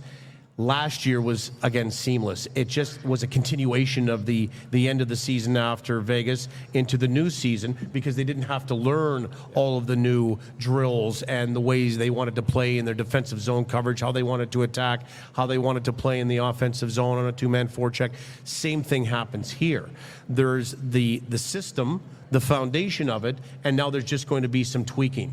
And so anybody that's been here for a while understands that. They don't have to get to know a new playbook, so to speak, to steal another football sort of phrase. Yeah. And then those players with the new guys coming in help integrate the new guys quickly, because they understand what's going on. And when you have somebody on the bench or standing in line for a drill helping you explain what's going on and what the whole message and the desire of the drill is, or what we're trying to do, that goes easier. So I think the endorsement from Connor Hellebuck was very well received and appropriate from the standpoint that I don't think that there was anybody else for this job here other than Scott Arniel. Well, let's go on this last one. So the unsaid part of this development camp is the absence of Rutger McGroarty. Do you think that he, has misplayed his hand in taking the hard line that he has taken because Kevin Cheveldayoff himself earlier this week said there's opportunities for young players in this team, and now it seems like he's maybe painted himself into a bit of a corner and is sort of stuck there until or unless something happens. So how do you think that the Jets organization has handled that, and how do you think it from the player's perspective that he maybe was taking the bad advice or advice from the wrong person? A lot of things orbiting in that question, and it's a good question. From the Jets' standpoint, they've handled it with aplomb. I don't know how else you could handle it other than if you wanted to get into a war publicly on the he said, right? Mm-hmm. And wait, Kevin He? That's good, Dave. Yeah. But even Jimmy Roy this week was saying positive things. Great, he had a great relationship with Rutger. Here's where it is. The Jets would like to have Rutger here. The Jets would like to have Rutger at camp. The Jets would love to have Rutger sign a contract. I don't know that that's happening, and it's probably not going to. So now you're dealing with trying to move that asset. Right. From Rutger's standpoint, I have a bit of a problem, and we don't know the whole story, but I can only presume, because these kinds of conversations go on in my home, and I'm sure as your kids get older, they will as well. You need to work for what you get. Oh, absolutely. And this handing things over and opportunities over doesn't fly. And I know that this is a different breed of National Hockey League player or potential National Hockey League player, but still, when you look at young opportunities, and I'll circle back to the Stanley Cup final, how many young guys were on Florida? How many young guys were on the Edmonton Oilers? Evan Bouchard comes into mind, but he played 3 years on the blue line already for the Edmonton Oilers, and he had a great playoff. Yeah. These are teams that get the furthest to become veteran teams. There's a reason why it filters out that way. Right. Rutger McGroarty was going to get an opportunity here, but he just probably didn't like the opportunity that he was going to get, which is, hey, you need to go down here like other guys have gone down here. You need to sign. Where he has the advantage right now, and I don't know that he's holding a gun to the Winnipeg Jets' head. I don't feel that way right now. Is he still has one more year of college before I think he could become an unrestricted free agent. This the 24, 25, and 25, 26. Right. So there's a couple more years before this. Right. So he still has college eligibility to kind of kick the can down the road, to do things or do something similar that Jimmy Hayes did or Jimmy Vesey did, Blake Wheeler did. Mike Riley did. Yeah. I mean, there's a list of these guys. Adam Fox. There's a list of these guys that have walked this thing to free agency and then signed with whatever team they want. So there's still some time. I guess there's time both on the Jets side and also for Rutger McGroarty. I don't feel that there's a pressure on the Jets to move that asset next week. 24 months is a long time to put off getting paid as a professional hockey player. I mean, that's what he's talking about doing if both sides dig in and if it gets to that point. And that's the position that he's put himself in. That's what I'm saying. Right? And so I would imagine that in conversations with his representatives, they've talked about those things, right? But I think what they're kind of gambling on is that this will happen sooner or later. That would be facilitating a move to another organization sooner than later. Right. But, Rutger also, if it doesn't happen this year and he goes back to Michigan, he better have a good year. Oh, yeah. Because there's a lot of eyes that will be watching, interested eyes, to see if they want to, acquire that asset from the Winnipeg Jets. And if he doesn't have a good year and there is a regression, then the market gets a lot smaller. So there's a lot of gambling that's going on here, particularly from the player, not necessarily from the organization. Big summer plans? We have redone our deck. Oh, good. So you can and enjoy a cookie, thank you. You can enjoy sitting on it. Yes, I actually watched the second half of the football game last night on said deck. That's nice. That's a nice way to I'll watch. do a little fishing. My younger guy's still playing ball and enjoying that. And just some, and kind of time just to kind of kick back and cut grass and have the odd beer and enjoy. I'm sure the odd one. The odd one, yes. Yeah. When he says the odd one, he means he's only going to have odd numbers of beer each day. 1, 3, like 5. 13. Yeah. Oh, no, 11. Sorry. Yeah, come on. Moderation. Paulie Edmonds, voice of the Winnipeg Jets, good friend of ours. It's always great to catch up. Thanks a lot, guys. Anytime. I'll see you. you guys, I guess, at FanFest. I have an annual. Is that standing invitation, right? Standing invitation. Okay, yeah. Anytime we're broadcasting live from here, you can join us. All right. There you go. Paulie Edmonds joining us. That's we're over an hour commercial free. So why don't we pay some bills, take some ads, much more to come. We're live at the Hockey for All Center, Winnipeg Jets development camp going on behind us. It is the Illegal Curve Hockey Show. Keeping Winnipeg laughing for over 30 years. Rumors, Canada's longest-running comedy club, bringing you the biggest laughs from the best comedians on the planet. Jerry Seinfeld, Chris Rock, Jon Stewart, Dennis Miller, Brad Garrett, the greats, and all the up-and-comers too. When was the last time you laughed out loud? Make it a great night out with friends, or book your office or birthday party. Even a fundraising event at Rumors. Get all the details and dates on upcoming shows at rumorscomedyclub.com. The game can change just like that. Accidents happen when you aren't protected. So now what? Getting to your injury quickly can make all the difference. Help prevent them from being game changers with Linden Market Dental Center. Bonding, crowns, bridges, and dental implants. State-of-the-art treatments are available to help you get back in the game. To learn more, visit LindenMarketDentalCenter.com. Creating smiles for life. It's all over, folks, and the run has come to an end. You'll be so far away. A Canadian team hasn't won the Cup in over 30 years. And the Cup will stay south of the border. Maybe it's time we try something different. This playoff season, let's cheer with the fans we've always cheered against. Team up for the Cup at Boston Pizza. We did it again! You're on fire, man. There's power in a handshake after a great game or great deal. It shows professionalism and respect. Two qualities Zappia Group Realty take pride in. You don't build a business where 95% of your clients are referred by others without honesty, integrity, and total dedication to client satisfaction. To sell your home for more in less time, shake hands with Frank and Mauro Zappia of Zappia Group Realty. Get started at ZappiaGroup.com.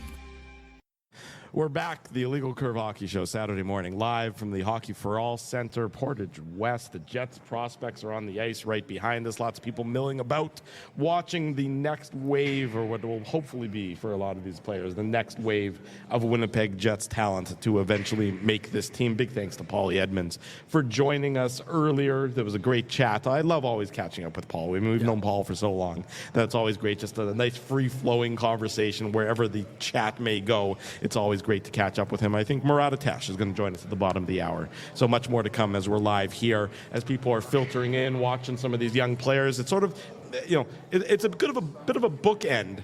There, oh my gosh, Jamie Thomas. You're supposed to be studying for the fantasy football draft.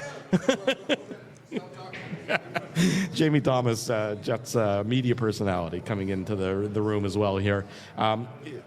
I'm saying it's sort of a full circle season. We started the year, the Fan Fest was back in September. We were here. And then it's nice that we're here for development camp. And next week is the season finale. We're going to be off after next week. So we're doing the show next Saturday. Then we're going to be off until Banjo Bowl Saturday. We always take that sort of summer, August hiatus. And Dave, of course, will have the website updated and we'll pop in if we need to. But just so everyone can plan their Saturdays accordingly. Next week is the last one. Next week is going to be the last one. And then we'll be back on the Banjo Bowl Saturday. As we always resume then to get back into Jets mode after we take some of that summertime and maybe follow Paulie's lead and have a couple beers on the deck or do some fishing. I know that you're going to be out there. You'll be exploring MB like you always do come summertime. I will indeed. I will definitely be out and about in this wonderful province of ours. Yeah. So that won't be a problem. And it's funny how we start the season. We start at Hockey for All Center with that Fan Fest, which again is a way of connecting the community to the fans. Usually second, third week of September. We don't know the exact date. It'll be somewhere around there. Yeah. And then we know that, of course, that we get to do this show, and this is a lot of fun. And development camp again is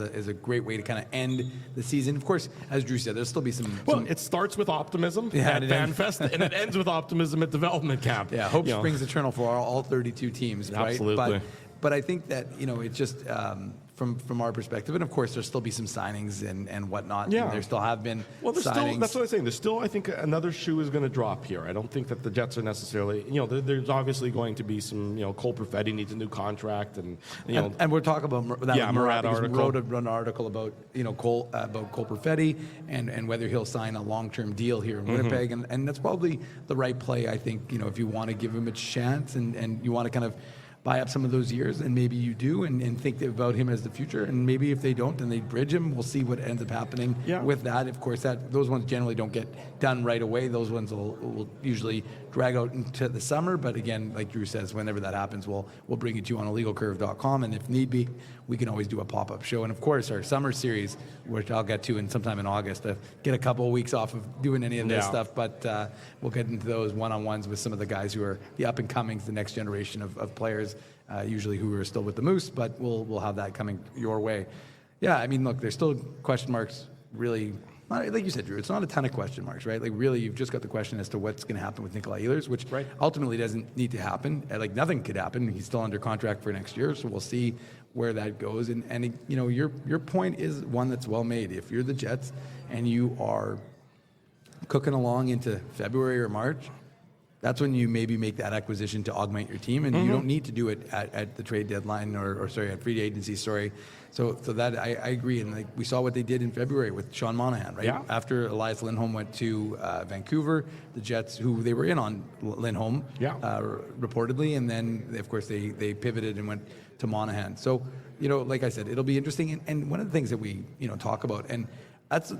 Like I said, I don't like to. I'm not going to force a guy into a position. I'm also not going to take away a position from a guy. So if Elias Salamonson, who's on the ice behind us, on the ice behind us, he missed the first day of camp, but Jimmy Roy told us he was fine, and he was just apparently I think he has a little laryngitis supposedly. Yeah. So that's why we weren't able to do media with him yesterday.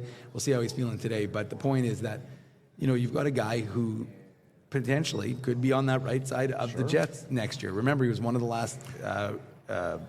Guys who was cut from Jets development camp or Jets training camp last year. Yeah, really made an impression last year. Went down to the Moose, and the organization I really think was taking a hard look as to what they should do for the player and whether they should keep him with the Moose last year or whether they should have sent him overseas and play Sweden and give him a chance to win the championship in the SHL, which coincidentally he did. And again, I won't pretend to be an expert. His skating is phenomenal, though, as I documented yesterday for a bit at the development camp. But here's a guy who, I won't say that he can't make the Jets next year. And similar to Ville Heinola. The opportunity, look, the opportunity is there. I mean, if he steps up, I mean, the Jets won't force him. If he wins the job at training camp, then the Jets will gladly say, congratulations, you've won the job at training camp. I mean, there's no hierarchy. I don't think that the Jets are ever holding anybody down to who deserves a job or who's won a job. They rightfully get it. I mean, Ville Heinola last year, I mean, terrible timing with that injury in the last exhibition game, but he was going to be in the starting lineup, and then it was going to require some tweaks on the edges, and the guy who was making more money, Nate Schmidt, was going to be out of the lineup. I mean, that's what happened. So there's jobs to be won. Come in, win a job, play in the NHL, and if you can stay there, all the power to you. So you get Colin Miller under contract, for the 2 years, which is, again, we talked about, sort of comes as a surprise. Look, if Colin Miller ends up being your 7th or your 8th defenseman because an Elias Salamonson comes in and wins a job, or if Neil Pionk can't find his game and different things happen to that effect, so be it. The Jets, they're going to reward the players who have won the positions. Now, who I think has won the position, who you think has won the position, and who the general public think has won the position might not necessarily be what the coaching staff and the management believe. Right. Which is, everyone evaluates in their own way, and it's really only their evaluation that matters the most. But as Kevin Cheveldayoff said earlier this week, opportunity knocks, step up. Seize that opportunity, and you can be a member of this Winnipeg Jets team. Well, and the perfect example of that is Ville Heinola, because if fans will recall, in my end-of-season Moose availability, not this past year, but the year before, Ville Heinola talked about how important that summer was, how focused he was going to be on training. And he came into training camp, and he was excellent. And he came into training camp, and he earned himself a job. And if not for that September 29th, I think, game in Ottawa, where he, fractures his ankle. I thought wasn't it here? Maybe it was in Ottawa. No, I think it was in Ottawa. I'm pretty sure it was in Ottawa. But anyways, the point is that when it happened, he had made the team. He was on the team. They were going to have to make a tough decision. But the point, Drew, overarching, is that, you're not going to artificially depress. Like, again, obviously, like, Paul made an important point, an important distinction. Teams have to think now, but they also have to think later. That's the general manager's job, not the coach's job. The coach's job is, I want to win, and I want to win now. Coaches coach for today. He's not coaching saying, okay, well, in 3 years, I'll be ready for this team to take the next step, because you may not be the coach in 3 years. You likely won't be. So the point is that you're not going to be like, okay, why do you think Scott O'Neill said when he was asked about Nikolai Ehlers, I want him, I need him? Yeah. Like, he said it because he wants him and he needs him. Why would he want to lose a dynamic, top 6 guy who they see as potentially having more to his game? So that's why I think if you're looking at it from the Jets' point of view, there are going to be, I don't think they're going to artificially limit guys like Salamonson or Lambert or Chibrikov or not Lucius obviously, but any of those young guys who could force their way. If a young guy's going to force it and take their spot, like we've talked about, then they'll take the spot. And sure, obviously the salary cap comes into effect because you have to pay attention to that sort of thing. But I just think, and waivers and all that, and again, that's where Ville Heinola was the business of hockey. Right, and Ville Heinola was a victim of being waiver exempt last year. question. And he's not, whatever, I should say previously, not necessarily so much last year, but the reality is he's no longer waiver exempt. So Ville Heinola will, again, it doesn't mean he's automatically guaranteed a spot. He still needs to have a very good summer because he's going to try and beat out, Logan Stanley in all essence, and we don't know if there's going to be a platoon with those guys. Again, it'll be what it's going to be. That's what training camp is for. That's why we go to training camp in early September-ish, and we watch it for 3 weeks, because the fact of the matter is we're not watching it to see if Mark Scheifele is going to make the team. We're not watching to see if Josh Morrissey is going to make the team. We're watching training camp to see if those guys are ready to take that next step and to seize that next opportunity. You're watching for the battles. You're watching for that, Heinola versus Stanley, if you want to make it that simple, or Sal Monson, versus Miller versus Pionk, and where Lambert, if he can win a job, and the backup goaltending situation, Kakinen and Comrie. I mean, these are the battles that are being waged at or are going to be waged at training camp for the Winnipeg Jets. But I thought Paulie also makes a very good point that the Jets are sitting back here now, and I mean, they have some cap space. We know that they have that they have some room, and they're going to have to sign, obviously, Perfetti, and they're going to have to sign Gustafsson and Stanley. And worth noting, Gustafsson and Stanley did not file for arbitration, which they had to do yesterday by 5 p.m. That's right. So those guys didn't sign for, didn't file for arbitration. So, but you're sitting there where the Jets are going to have some room, and there are teams that are going to be desperate, and they're not. And what they've done, and Paulie mentioned the Washington Capitals, because they've acquired every player under the sun, no question about it. The only thing with them, though, is that worth noting, they've got Backstrom and Oshie, who most likely would take them to camp compliance if Oshie retires, right? Which is an if. And remember, we had John Walton on, was it 2 weeks ago, and we asked about Oshie, and he said, he doesn't know yet what his status is going to be. Right. But they're right up. They're going to be right up again. And there's other teams right up against even if those two guys don't play, it's like they're right at the upper limit. Right, which doesn't give you any flexibility, doesn't give you any, if anything happens, which you have to have some sort of contingency, and there's no contingency built into that. But there are going to be other teams, and the Jets might be in a position where they can sort of, use whatever remaining cap space they might have, to, fortify their lineup even later on this summer.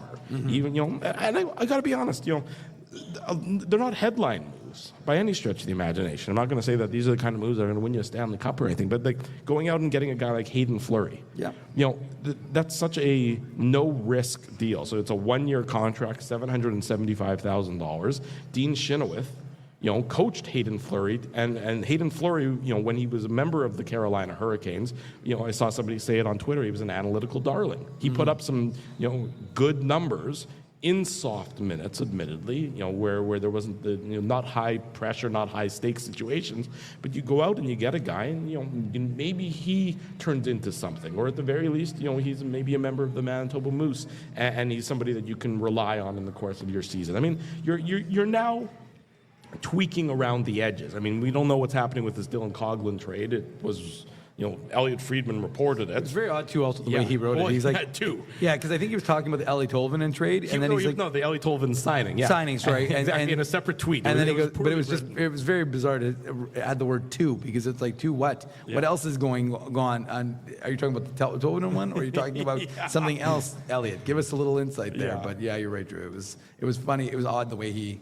wrote it down. It was definitely not your typical, probably not the most grammatically correct sentence that's ever been not written. Not that we're going to be the grammar police. No. As he's our grammar police, actually. Yeah. I think he's in the chat. Is that what I've understood? He's been in the chat all morning? That's fine. That's good. I sort of like it better that way. Yeah, well, as he wrote that he likes being in the chat better than being on the show anyways. So. Yeah. Well, we might have a deal then. We'll deal with that afterwards. But, that's where the Jets are at right now. I got to go back, and I know I've sort of said it a couple times. The Colin Miller signing, to me, I thought that Rick Bowness misplayed him by not using him. Misplayed by not using. Yeah. You know, he didn't play him. He didn't use him. Yeah. I thought there was more to his game, and I mean, he came in for Game 5, if I recall correctly, of the series. Yeah, he played well. I thought that was mishandled, and I sort of expected him to go out and not be a member of the Winnipeg Jets. But I think that it could very well turn into a low-cost, beneficial signing for this Winnipeg Jets team. Well, again, I think what it does is it says, okay, here's a veteran who, if he's your 6th, fine. If he's your 7th, 8th, fine as well. Because if you're the Jets organization, and if you don't see Salamonson as a guy who's going to be on the roster in the top 6, you certainly don't want him as your 7th. You want him, obviously, as playing top pairing minutes for the Manitoba You don't want him Moose. sitting in the press box. Right. So from that perspective, I think there's an opportunity for these guys to, you know, I was like, did everything just end? And then I realized, no, they're switching. The players or prospects are switching to the other rink. They're going across. They're going to go across from us rather than behind us. Yeah. So, and it's always possible there may end up being a scrimmage here, or they may do the scrimmage on the other side. We'll have to find out. But I was a little nervous. I was like, oh wait, this can't be. I want to go. I still need to do media. As C-Mac said, he's been enjoying our videos, and I want everyone to know I got our audio issues. It was very bizarre, but the audio. YouTube depresses the audio a little bit, and so on mobile it totally sounded good or fine, and for whatever reason on a PC it was really quiet. But I boosted everything yesterday, and everybody was back on the train saying that the audio. Tim would know. Tim's our audio visual guy. Tim's an I'm audio not the guy. audio visual guy. That's usually Tim. But I was doing those videos, and we got them boosted up. So levels are good. If the levels were working good for the interviews yesterday with Colby Barlow and Thomas Milich and Mark Morrison, let us know. And if you had any problems, you can also let us know. There you go. Let Tim know, though, if you have problems. Tim has nothing to do with that audio, but it's nice that you're throwing him under the bus anyways. You know, look, that's where you're at with the Winnipeg Jets at this point in time. You largely know what the roster is going to be. I mean, there's, you know, certainly opportunities, but there's not a lot that's sort of left there. You know what this team is likely going to look like. You know where their strengths are. You know where the areas of concern are. And I mean, in particular, it's where they were last year. It's on the back end. You know, it's on that right side of that defense. Now, you know, now that you've acquired Colin Miller, you're like, okay, you know, can you deal with DeMello, Pionk, and Colin Miller as your right side defense? Well, it's not superb by any stretch of the imagination, but it's probably doable to start the year at the very least. Would the Jets be looking still to acquire a right side defenseman if a Rutger McGroarty trade were to happen this offseason? Probably. That seems like there's an area of opportunity there.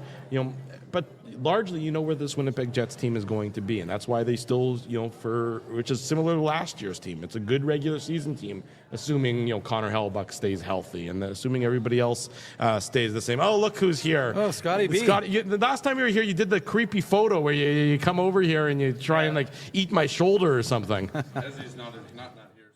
You can go on the mic if you want for a minute. You can come sit down and say hello. Hello. Doing double duty, covering the Bomber game last night, and now here at Dev Camp. I'm here. I just walked in. I haven't had coffee yet. You haven't had a coffee These are yet. nice. Are these yours? You can have one. No, it's not a flat brim. You only wear flat I'm not brims? a cool kid. I'm like a cool. It's not totally flat, but you know how it goes. I do. I like a flat brim How's hat. the I never show used going? to. Show's going great. Good, good. Talking about some hockey. How are you? Yeah. How's the summer been? Good, yeah. Bombers won last night. They did. This isn't a football show. We but, talked. Hey, we had a legal procedure back in the day. You did have a legal procedure back in the day. For all of 10 minutes. Yeah, it wasn't long, eh? No, so we defer to the others on the Bomber stuff largely at this point in time. Our buddy DB and Zach Schnitzer and the boys at Bonfire Sports do a great job covering that. And you covered the game last night. Old school football last night. It was punishing. That game hurt watching it. Yeah. Yeah. It's very rare that you see a 11-play drive, 70 yards, touchdown, and every single play was on the ground. Yeah. So, yeah. It was entertaining, though. It was a good. beautiful night. It's not sustainable. No. I don't think Chris Streveler can do another week or maybe two max, and that's it. Well, if there was any question, it's Streveler is a great complementary piece, but he cannot be your starting quarterback. But you can't be running 12 times, 13 times like he did last night, taking some of those wallops. Well, and he can't really throw. Yes, he made a nice toss to Nick Dembski in the third quarter. I want to say it was. Yeah, so that was his nicest throw of the game. But he missed Oliveira on a little kind of alley-oop. Mm-hmm. I want to say that was in the second, maybe even back in the first. And it's like, if he makes that, they get. But Bombers' defense was unbelievable last night. Great. Sergio Castillo 6 for 6, 253 yarders, a 49 yarder. So Elias Salamonson, too. Well, all the prospects were there last night. Yeah. Did you talk about that? Well, we they were all mentioned that there. they were all enjoying. Winnipeg looked good last night in terms Yeah. of the city. If you're sitting out there and if you've never, It was a beautiful night. It was a beautiful night. Could have used a little more of a breeze, but it is what it is. So. Drinking, I guess you can't drink beer I up in the can't press drink box. beer, yeah. I was able to have a tip a few back and enjoy it that way. So a little bit of a different. Well, I always get texts from people. They're like, is it really is there not that many people there? I'm like, no, they're just in the concourse. Yeah, they're all partying. If they ever just showed, Well, that's they need like a concourse cam or whatever. Hustlers holding, at the run. Yeah. I remember there was a game. I mean, we've obviously digressed, but we do that frequently on this show. But there was a game a couple years ago. The Bombers were blowing out whatever team it was, and I think Matt Dunnigan was doing color on the game, and he only does color a few games. And they were showing, the game was such a blowout. They weren't even showing the field that much anymore. But they were showing the concourse, and he's like, "That's where I want to be." It's like, look at that party that's going on there. Biggest party in Manitoba every week. So it's not. That's All right, hold on. Let's get it back to hockey, Scotty. Okay. And even though you're not an expected guest, we'd love to have you. And you wrote a few articles I can recently. get out of here if you no. need to. I'm going to ask. You're going to get bumped in 5 minutes when Murat shows up. I'm promoting your recent article on the Winnipeg Sun. I mean, you wrote about the sort of the path the Jets are on and what they're doing. So maybe just expand on that for folks who read it and were curious more about your Well, thoughts. let's clarify that. I don't think the Jets had a bad July 1st. Okay. I'm just thinking, my whole process or my whole idea was they tried to have a bad July 1st and then kind of knee-jerk reaction said that they were going to start a youth renaissance, right? Like it was like it almost wanted to say you're trying to re-sign Sean Monahan, Blake Lizotte, you tried to sign Adam Henrique. He said Brendan Dillon, although I have information that would suggest otherwise, that he was never coming back here. Well, regardless. The Brendan Dillon one, I still don't see a slot for him. Right, but my point is, so all the youth have opportunities, but only after you tried to go and get a bunch of veterans. So that was my issue, if you would call it. I don't even know if it's an issue. It's just, what's the direction of the team? That's all. Like an incongruency that you're saying one thing on earlier in the week and then saying something else a couple days later. Well, it's even just the action, right? Like the actions did not, the actions didn't match up to what he was saying. Yeah. So it's just want to know what the direction of the team is. And if you are leading youth movement, I think there's a lot of people we've seen all week that there's a lot of people who want to see the youth come up and sort of take over this team a little bit. Yeah. But I think it's important to note that when the youth comes up, and let's assume there's going to be some youth injected into the lineup for this coming season, it's not being injected into a role that I think that they're being relied on to carry the team. That they're being the youth is coming in almost as complementary pieces to the veterans that you already have established who know how to play, which is a good, I think, spot for the youth to come into. Right. Like I think Villy comes in and plays potentially the third pairing with a veteran of some sort. Might be Colin Miller. Sure. Who knows? Hayden Fleury. I mean, they've signed all these sort of depth guys. After a lot of guys left in free agency from the Moose, so they had to do that. So, but you wonder, like, okay, well, who's playing your second line center role? Is it Vladdy, or because you replaced Vladdy at a month before the trade deadline, right? So you obviously saw that was a position of weakness, even if we don't necessarily see it that way. They needed to bring Sean Monahan into a multitude of things, from face-offs to power play to whatever, right? So, are you going to put Cole Perfetti, Gabe Vilardi, or Brad Lambert in your second line center? Because that's a big position to play, right? Right. We saw that they tried it with Cole last year, didn't necessarily work out. Yeah. Well, it didn't work out. I think you just worry about. Okay, it's fine. I wonder. When they signed Connor Hellbuck and Mark Scheifele, there was basically a promise made that this team was going to contend. Right. Are you taking your foot off the pedal for a year to try and contend for the next several? But I don't, and I understand where you're coming from. And I don't think there's a problem with that. Right. But just say it. But I also don't know that, I understand where you're coming back from with that perspective, but I also don't necessarily see them taking their foot off the pedal. I mean, you're not, you don't win the Stanley Cup in October. You don't have to have your Stanley Cup roster to start the year, which is what they had last year, where they had they had a good team. Oh, here's Mike McIntyre coming in also. Come join the conversation, Mike. Everybody, I was more told than I'm being merrier. replaced by Marat, so yeah. I don't know if it's the A team. Yeah. But I think you can have Vladdy as your second line center in October and November and December, and then if you decide that you want to make additions at that point in time, you can do so. Now, no one's ever going to recommend you trade your first round pick for a rental year in and year out. It doesn't. Right. It's not a recipe for success. Yeah. But if you're playing well in the regular season and things are going well in the regular season and the lineup is basically the same as last year, so it should. Emphasis on should go well during the regular season. Then you can make those tweaks a little bit later on, rather than being pot committed for 4, 5, 6 years with some of these free agency guys. But you pot committed yourself with Scheifele and Hellebuck for the next 7 years But at 30, right? But those are the guys. I mean, you have to have. Don't some, get me wrong. There's nothing wrong. Those are your cornerstones of your franchise. Right. You're going to have those contracts. And so those are the guys who can bear the weight, while the young guys maybe begin to get their feet under them at the NHL level 100%. Earlier in the season. Like I said, I don't want this to, and what I wrote to confuse the fact that I think they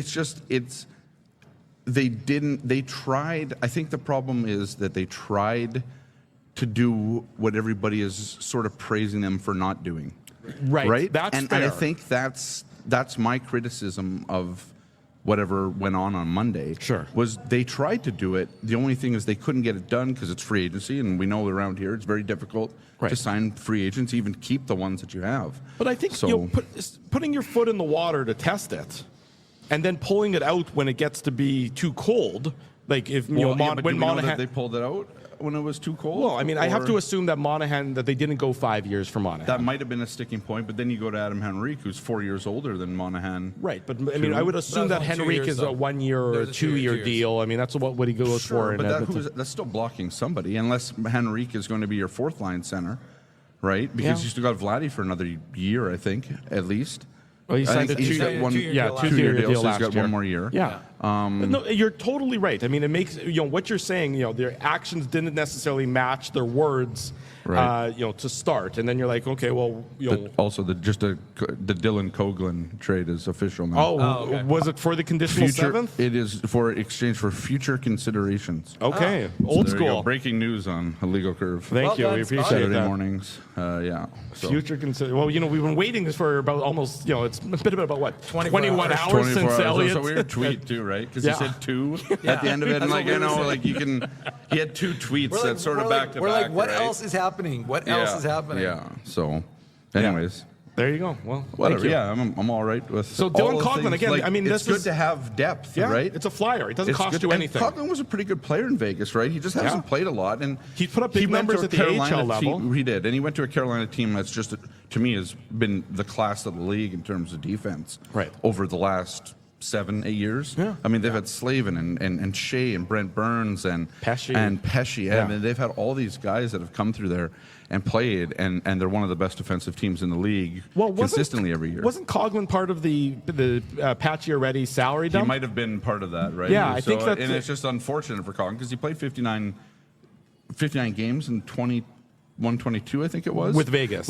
Yeah. And he had 13 points, and, whatever. I mean, he's not going to woo you wow you with the stats, right. But if you can big acquire shot, right shot D. I mean, they don't grow on trees. And this is the thing. Like, you got to give credit to Kevin Cheveldayoff here. Yeah. There is a huge hole in depth on this team, or there was a huge hole in depth on this team when it came to right shot defensemen. Right. So who's he added? He's added Hayden Fleury, and he's added Coghlan, and he re-signed Colin Miller. I mean, lots of buy low. Right, you have it's low risk, high reward, right? Yeah. Or mid reward or whatever, right? I mean, Hayden Fleury is a former first round pick. Yeah, he just hasn't worked out for him. But he had his great. But we were talking about this earlier. He had a lot of success and was an analytical darling with Dean Chenoweth. As his assistant coach. So I mean, get the band back together a little bit. Anything's possible, right? And I think it's good to at least have the depth. It promotes. You're going to need it in camp unless they make some sort of big trade here over the summer where they bring in a right shot D. Well, let me ask you that. So that's what Dave and I were talking about. That the roster. Well, right now I don't know how they do it. Well, I mean, unless it's Rutger.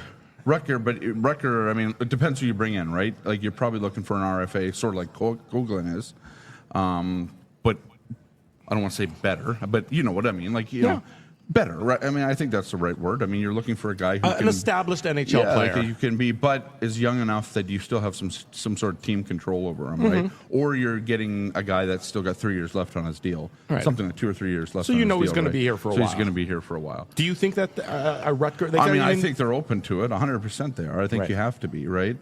Because I think even right now, you look at your defense, and you're probably not thinking this defense is better than last year's. No. Because you remove Brendan Dillon, and Brendan Dillon's a really good player. And I think the Jets found out real quick how difficult life was in the playoffs when Brendan Dillon got his hand cut open after Game 3. And Brendan Dillon was very good, and he brought that physical element. Don't get me wrong. Like I think Ville Heinola is going to come in and play well for this team. It's about time, but I do wonder. I do wonder right now at this point. I don't think the defense is better. Like even with Nate Schmidt not there, it's better because Nate Schmidt's contract isn't on the books. Right. But Nate Schmidt was a good partner for Dylan Samberg. Yeah. And they won their minutes. Yeah. And then Neil Pionk's sort of a bit of an outlier for me because I'm not entirely sure. Right. He's struggled, right? And so are they going to play him big top 4 minutes again? Well, they don't seem to have an option right now unless somebody else steps up or they acquire somebody. Yeah, so I think you're still in the market for it, is what I'm saying. But I don't know, is the Rutger situation different now? Like that's the other, I don't know. Well, I mean, we don't know because nobody's talking on either side. And Rutger McGrory's still liking Jets tweets and all that. I mean, we all heard Sean Reynolds this past week thinking this is just part of the... this is what you do. It's great PR. It's whatever. It's showing that you want to be here, but the team doesn't want to, develop you or in the way that you want to, right? It's sort of, it's a crazy presumptuous thing though to assume. And again, I honestly, I'm one who for the last little bit has espoused that I'm not sure I believe the narrative that's out there, whole hog at least. But I will say, like, could you imagine how presumptuous that would be for a kid drafted in 2022 to be like, you know what, I really don't like the development path that you have selected for me, so I'm going to choose it for myself instead. I'm just saying, which they can do. I mean, this is the thing with the problem that when you're a college kid is you sort of have that out. You always have that 4-year sort of out. Yeah. That you can, by the time you're 22, or whenever you go to, whenever you get to college. Yeah. And whatever. You can stick it out. That you can stick it out and choose your choose your path. But Scotty, Drew made a good point. I mean, the NIL money obviously is a factor, but I mean, in college hockey, it's not the same as basketball and football. No, it's certainly not the same as pro, but it's certainly also not the same as with kids who are making college NIL money or college football, college basketball. All I was going to say is 2 years is a long time. 2 years is a long time, and Rutger also sustained a major injury.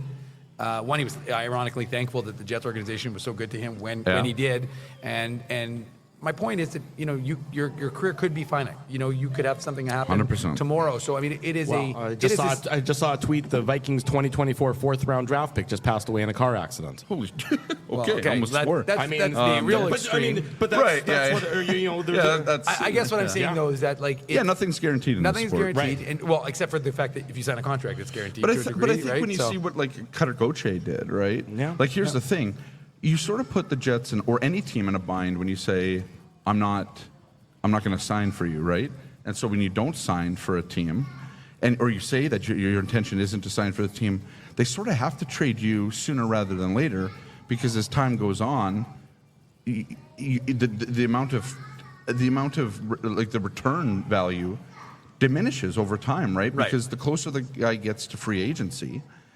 Or to becoming a UFA, next summer, teams can just wait. So yes, it's a much different animal next summer. That's the thing, right? I think you have to sort of trade them now, or I don't know what, because when you're a year out, it's different. I don't know what the issues are, so I really don't know what the sticking point is at this point, right? If it's something as silly as you might have to start at the AHL level, it's just so bizarre. I know Mike McIntyre's talked about this at length, or I don't know about at length, but a lot, is that if this is an issue with his advisors sort of not advising him properly, it's interesting. And I said this on WST yesterday, Winnipeg Sports Talk. So you're regurgitating is what you're saying? Anybody who knows is watching this show knows what a WST is. But what I said yesterday, and it's interesting with Rutger is, you know, when Kevin Cheveldayoff came out on Monday and said, there's opportunity for the young guys. This is an exciting time to be. Was that sort of Kevin Cheveldayoff's ability to like unvarnished, unfiltered, like, here, record, this is what I'm saying, not what you're hearing from your advisors, not whatever, right? It could be that not the case at all. This is wild speculation, right? I mean, but is that the message that Kevin Cheveldayoff wanted to get across? Is like, there is an opportunity for you this year. Sure.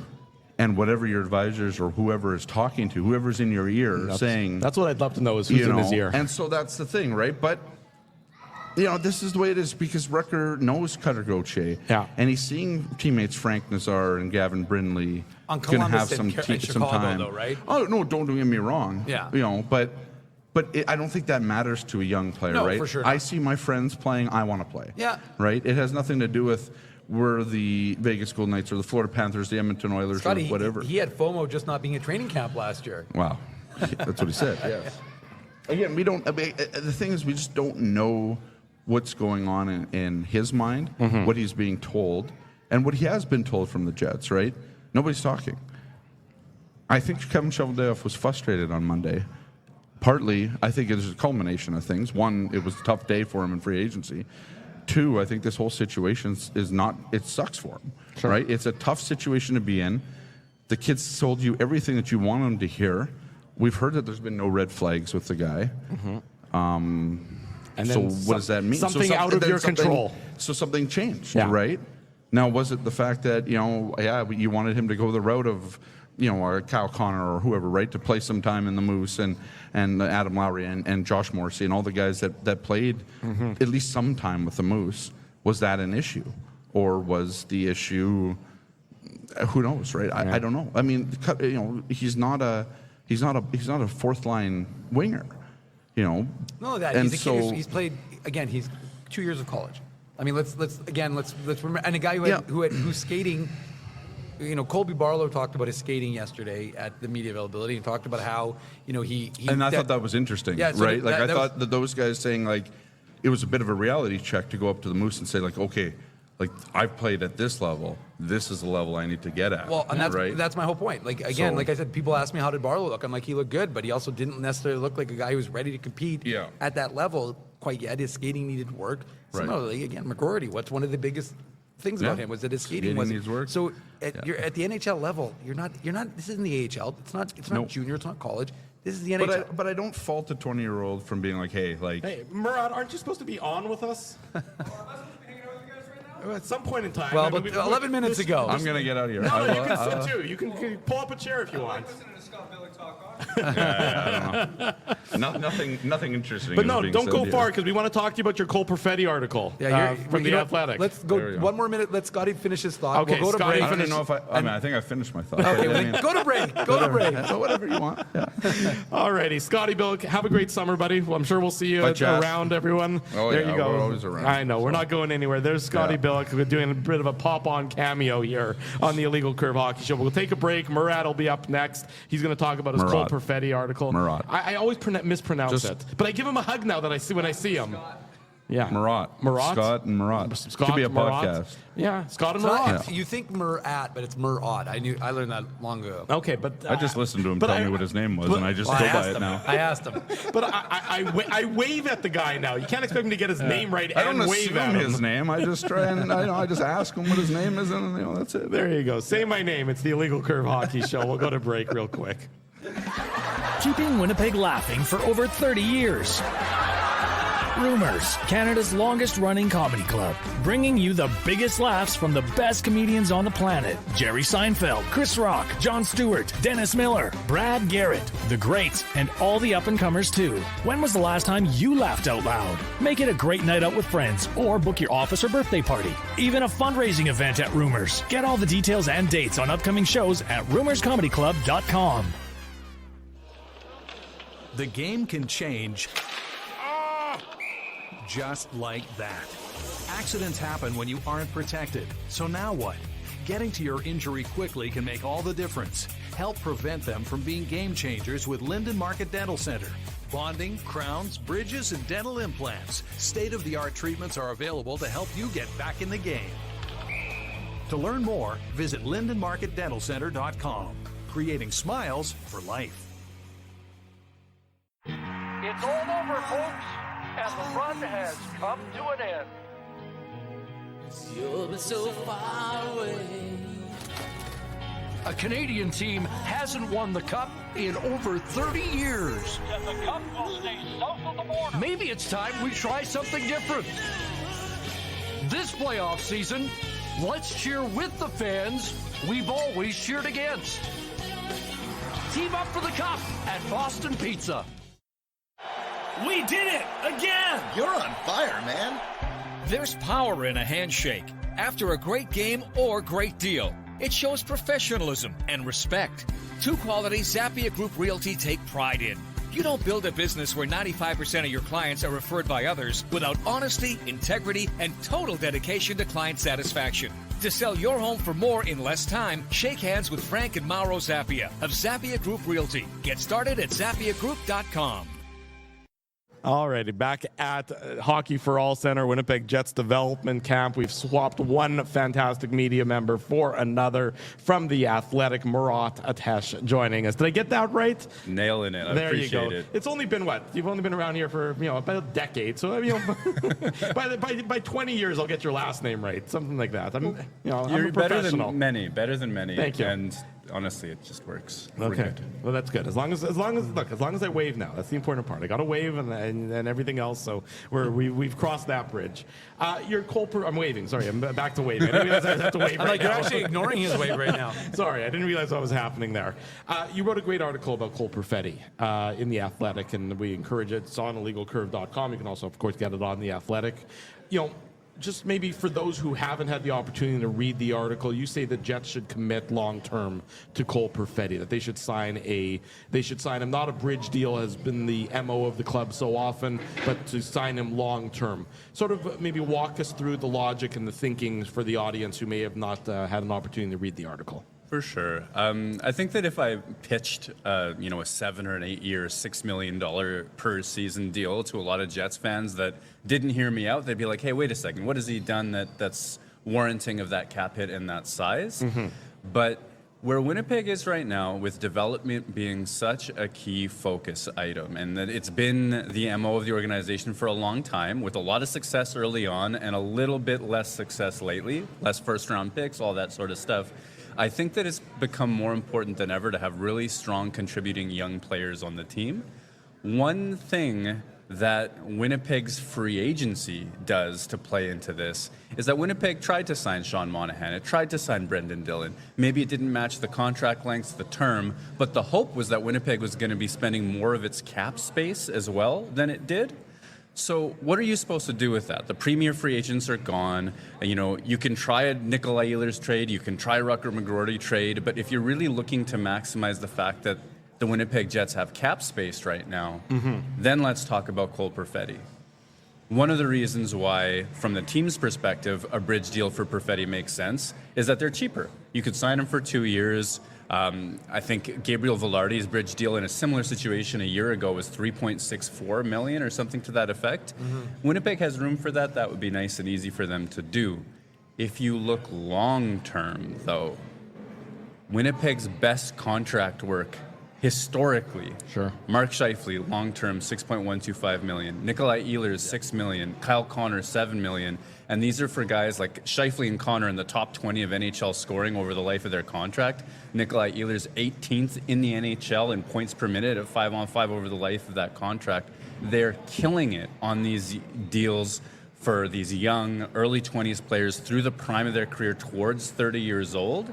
And I think Cole Perfetti at $6 million, and that's just a made-up number to be clear, buys Winnipeg an awful lot of cap space a few years from now when he's getting that top 6 role and all of those power play minutes. And now he's producing, and now he's looking at, $7 million this year isn't $7 million when Kyle Connor got it, because the cap has gone up a whole bunch of times, right?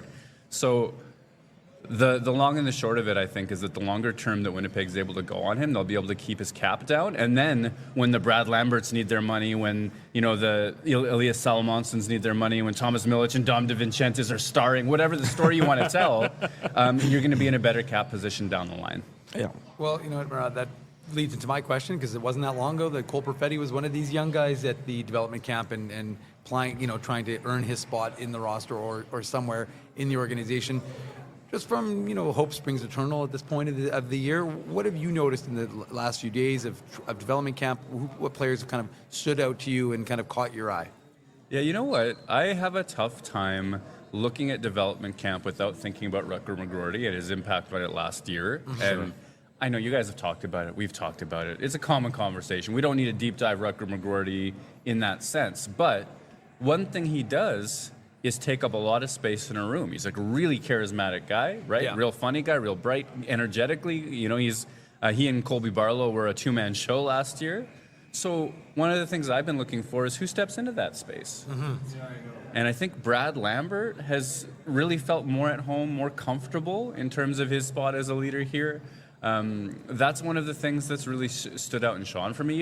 Even Thomas Milic, after a year of pro, there's just a comfort and a sensibility about these guys that I think that you hoped to see in addition to all of the on-ice stuff, because this is your next generation of leaders, whether it's at the Moose this year, whether it's in the NHL before too long. And I think with McGroarty, the so-called future captain, not looking like a long-term Jet at all, you wonder what that next generation looks like. And I think Winnipeg's okay, and I think that's a good message to take out of development camp. Yeah, that's it's well said. That exactly. The next wave of Winnipeg Jets players is right on the verge, and before we know it, they're going to be contributing at the NHL level. I guess looking at this roster for next season, I mean, probably the majority of the work has been done. We all have a fairly good idea of where this team is how it's going to shape up, how it's going to look for next year.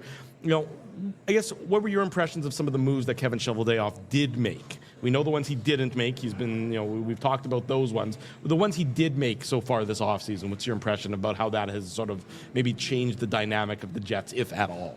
I'm going to try to do this chronologically. Okay. I think Eric Comrie was the first one announced. Which we all, we predicted that, we all predicted that many months ago at this point in time. There's no way a regular listener to Illegal Curve was stunned by that news. So, that's an exciting one. You like the guy so much. He's had success at the NHL level, mostly behind Connor Hellebuck. That was that one great season.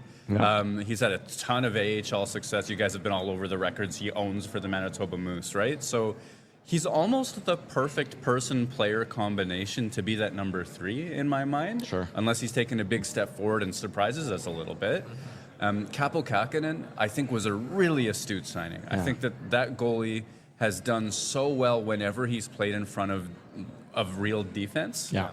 And, San Jose at times a bit shambolic on that front, and I think that he did a good job of things anyway, so I think he's probably the more likely backup for me. I like those ads a lot. Value per dollar and quality for the role that they have. Sure. Great moves on that part. Yeah. Comrie and Scheifele, you speak about Comrie. The last time we had Comrie on the show, this is, before he went to Buffalo. This would be going back a few years ago. Remember, Scheifele was at his house in California. Like they were training in the off season together. They are close friends. So even if Comrie doesn't officiated his wedding, there you go, even more. Right? Josh Morrissey was in his wedding. He was in Josh Morrissey's wedding. Like there's a group of guys here that really love each other. Right? There's a real bond there. That's amazing to me, and I would love to know. I think I talked to Mark about it at one point, but what was Scheifele's experience like getting, is it called getting ordained to do? I think so. Is that, like online or whatever the process would be? Yeah. We'll have to ask Rabbi Leibel about that. We'll go full circle on that front. Colin Miller was an impressive sort of circle back for me at $1.5 million. He's a third pairing defenseman with top 4 experience. So in a pinch, you'd like to think he can handle that. Yeah. I thought that one, I like that one a lot. I think it's probably a sign from the organization to some degree that maybe Rick Bowness didn't handle him like the organization would have wanted him to handle Colin Miller, maybe given him more of an opportunity last year. But the fact you can get him, even if he ends up as your 7th or your 8th, at $1.5 million, it's not an unreasonable amount of money. But I do think that there's a little bit more, there's some meat on the bone for him as a player. And I would not be surprised if he flourished in the third pairing role for the Jets. Yeah, he's got a bomb of a shot, which is kind of fun. And just in terms of watching it go down. I think that maybe a lot of us, I don't know if you guys felt this way, thought, well, with the limited minutes he got, and then he stays out of the playoffs until late, why would he want to come back? Right. But maybe he sizes up the market. Winnipeg has a really nice fail-safe if they're trying to sell anything to last year's team. If you're Cole Perfetti looking for new, fresh minutes, if you're Colin Miller looking to become an everyday player, you can just say, well, hey, Rick Bowness viewed things this way, and now we have Scott Arniel, and he loves you, right? Sure. Like, it's a real safe thing that they can do at this stage. Well, listen to what Scott Arniel has said about Nikolai Ehlers and about Cole Perfetti. He's, if there was any ruffled feathers, to go back and use that old Paul Maurice term, right? Mm-hmm. If there were any ruffled feathers, regarding, Perfetti and his usage and Ehlers and his usage and maybe Colin Miller, I think Scott Arniel is probably trying to sort of smooth those over and saying all the right things publicly to get those players to realize, yes, a lot of similarities, maybe structure-wise and culture-wise, but opportunity will be there that may not have been there under Rick Bowness. Okay, and I was going to let Murat go right into it, but I'm just going to jump in because I thought Chevy's comments on Friday were interesting, and I'm going to quote him. But if I'm a young player in the Jets organization today, I'm pretty excited about the opportunities that are in front of me, and I'm working pretty hard in the offseason to make sure I could take full advantage. So from your reading of that, who is that message to? And I know you obviously can't tell me exactly explicitly, unless you had a conversation with Kevin Cheveldayoff that you'd care to share on the show. But from your reading of that or your listening of that, what is your takeaway as to who that message is to? Yeah, I think in a really broad sense, every prospect within the organization, as well as some of the younger players like Cole Perfetti on the roster, there's so many different ways to go with it. Perfetti, ready for top 6 minutes. And under Scott Arniel, during that autumn stretch that he had, he was close to a point per game. He wasn't getting the third period benchings. He was getting onto the power play. There's a lot to like. He's at a stage of his career where, again, a second line and some power play makes a ton of sense for him. But that's not the shocker here, right? I think that with Winnipeg's inability, in one sense, to add veterans to block the youth, now there's opportunity. There's probably, if you're Brad Lambert making your case for an NHL job this year, it probably got better after July 1, knowing that Sean Monahan isn't there, that Tyler Toffoli isn't there, that those spaces aren't necessarily taken up. So I think that means a lot. I think on defense, same thing. Dylan Samberg has an opportunity as of right now to be a top 4 defenseman, which I think he's ready for in some ways with growing pains. Yep. It'll be his first year doing that in the NHL. And if he can do that at his cap hit and his mid-20s relative youth, that's a huge win. But also, I cannot go through this paragraph without wondering what it may have meant to Rutger McGroarty to hear that sort of thing. Because, the idea of wanting that NHL playing time, well, hey, wait a second, there's no guaranteed job here, but there's no guaranteed jobs in a lot of places. Right. And any properly deep team that's competing for a playoff spot. So maybe the hope was that he'd hear that and think twice, like, wait a second. I think you summed it up pretty well there. That there is the opportunity, and you wonder where the Rutger McGroarty situation plays out over the rest of the coming weeks and the months. I mean, we're quickly getting to the dog days of summer, where the NHL world, it'll be another few weeks, but the NHL world will really quiet down, and before you know it, you'll be right around the corner back here for FanFest and the start of training camp. It's amazing how quickly time flies sometimes.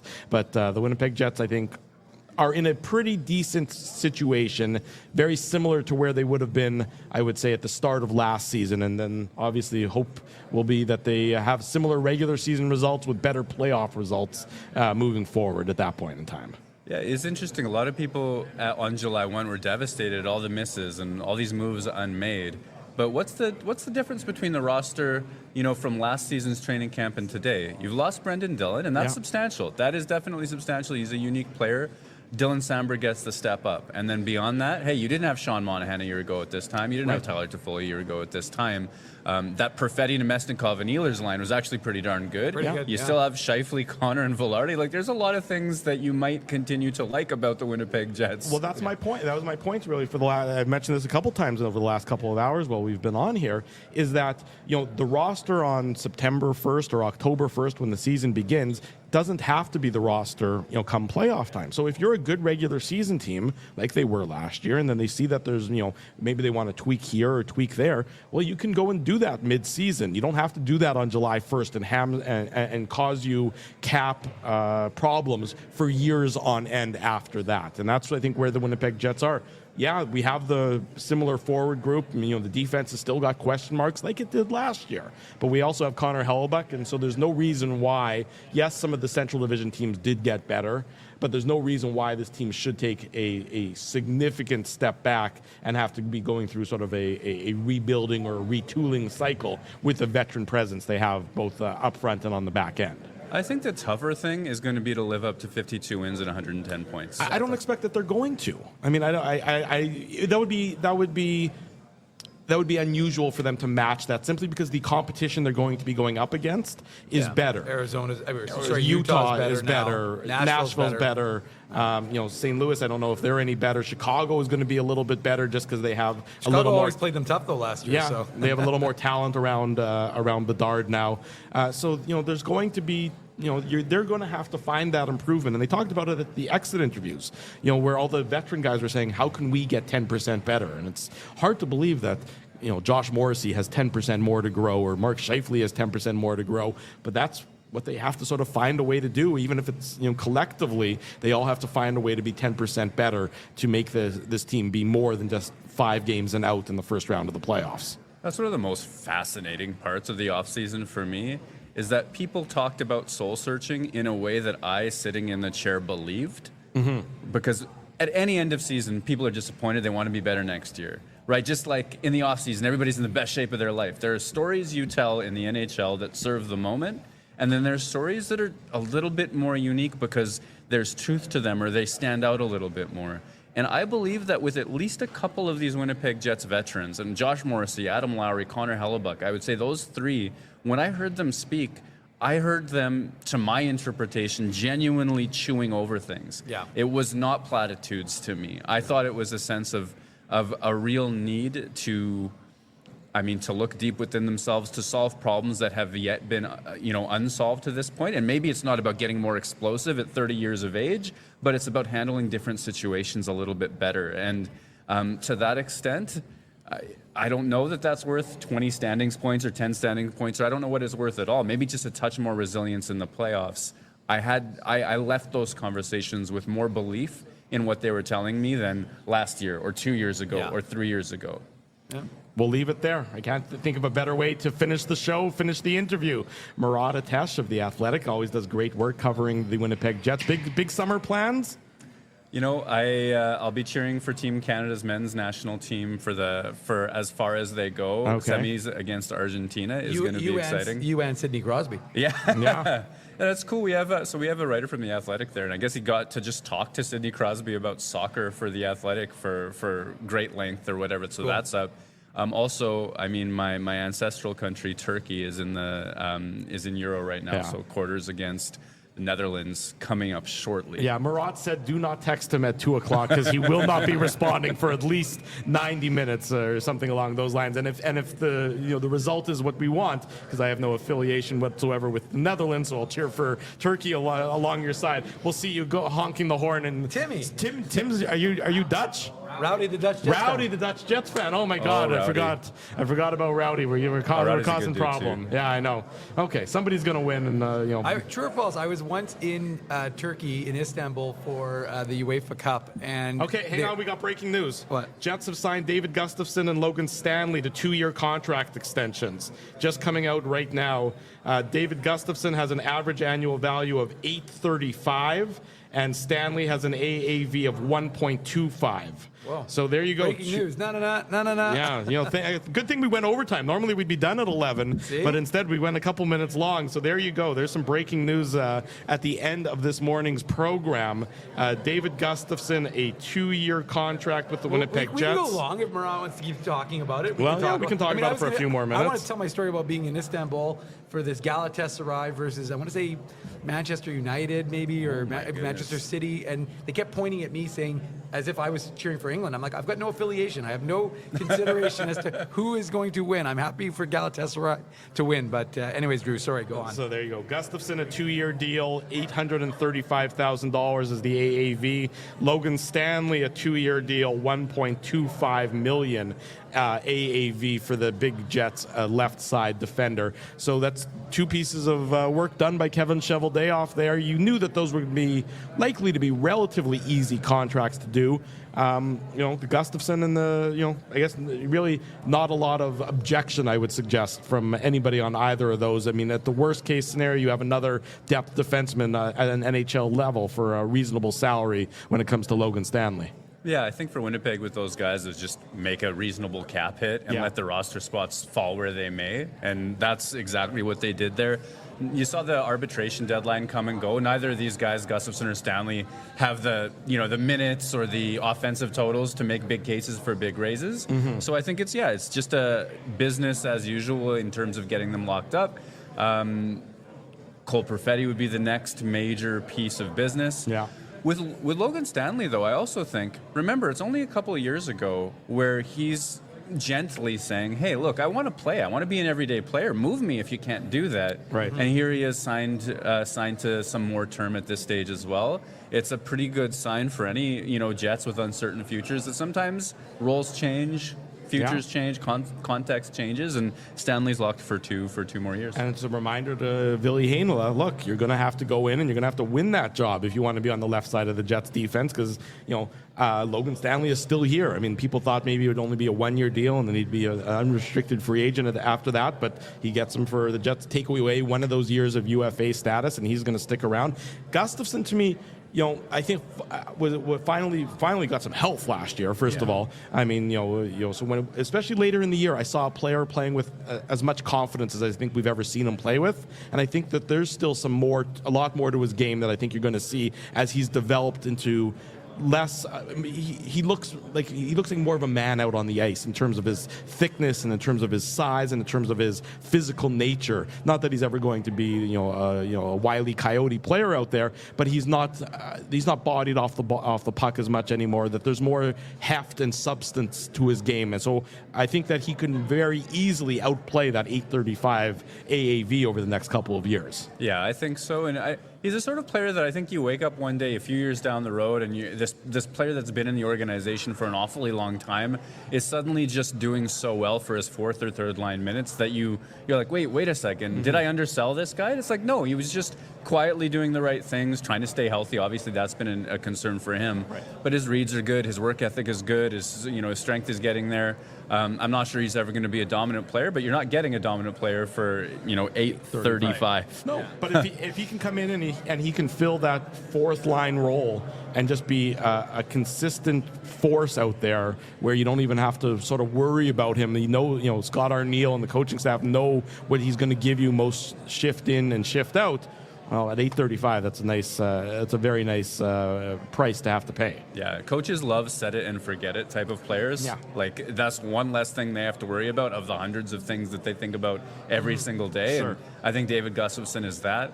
It's also why you find out the coaches love Vladimir Mesnikov or Alex Iafallo or what have you. It's okay, they might not produce every single day, but you know what you're getting in terms of a work level, and you don't have to.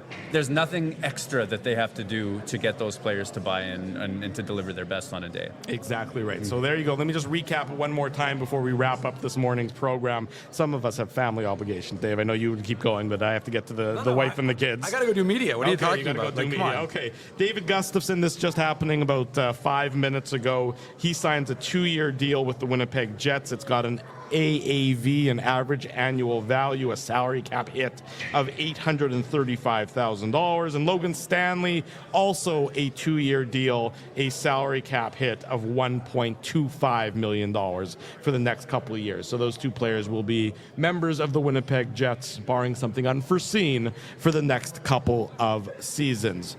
Murat Atesh of The Athletic. Thank you for joining us this morning here on the Illegal Curve Hockey Show. Go Turkey. Look forward to that match happening later on this afternoon. We'll let you guys get to some of the media availability. Big thanks to everybody joining us here at the Hockey for All Center for this live on location edition of the Illegal Curve Hockey Show. We'll do this again. I will take a moment to wish my dad a happy milestone birthday from yesterday. Absolutely. And my aunt, his younger sister. It's her milestone birthday as well. I won't reveal the number, but shout out to Auntie Maureen. Happy birthday to her. Hope she has a great rest of her day. And I know we had a great day for my dad. So shout out to those two. There you go. Happy birthdays. Happy Thank birthdays all around. It's a celebratory mood here on the Saturday edition of the Illegal Curve Hockey Show. Big thanks to all of you for joining us. Big thanks to all of you who joined us online. Big thanks to producer Tim, doing a great job as always. We'll be back next Saturday for another edition of this program, 9 a.m. Central. For Dave Manouk, for Murat Atesh, for producer Tim,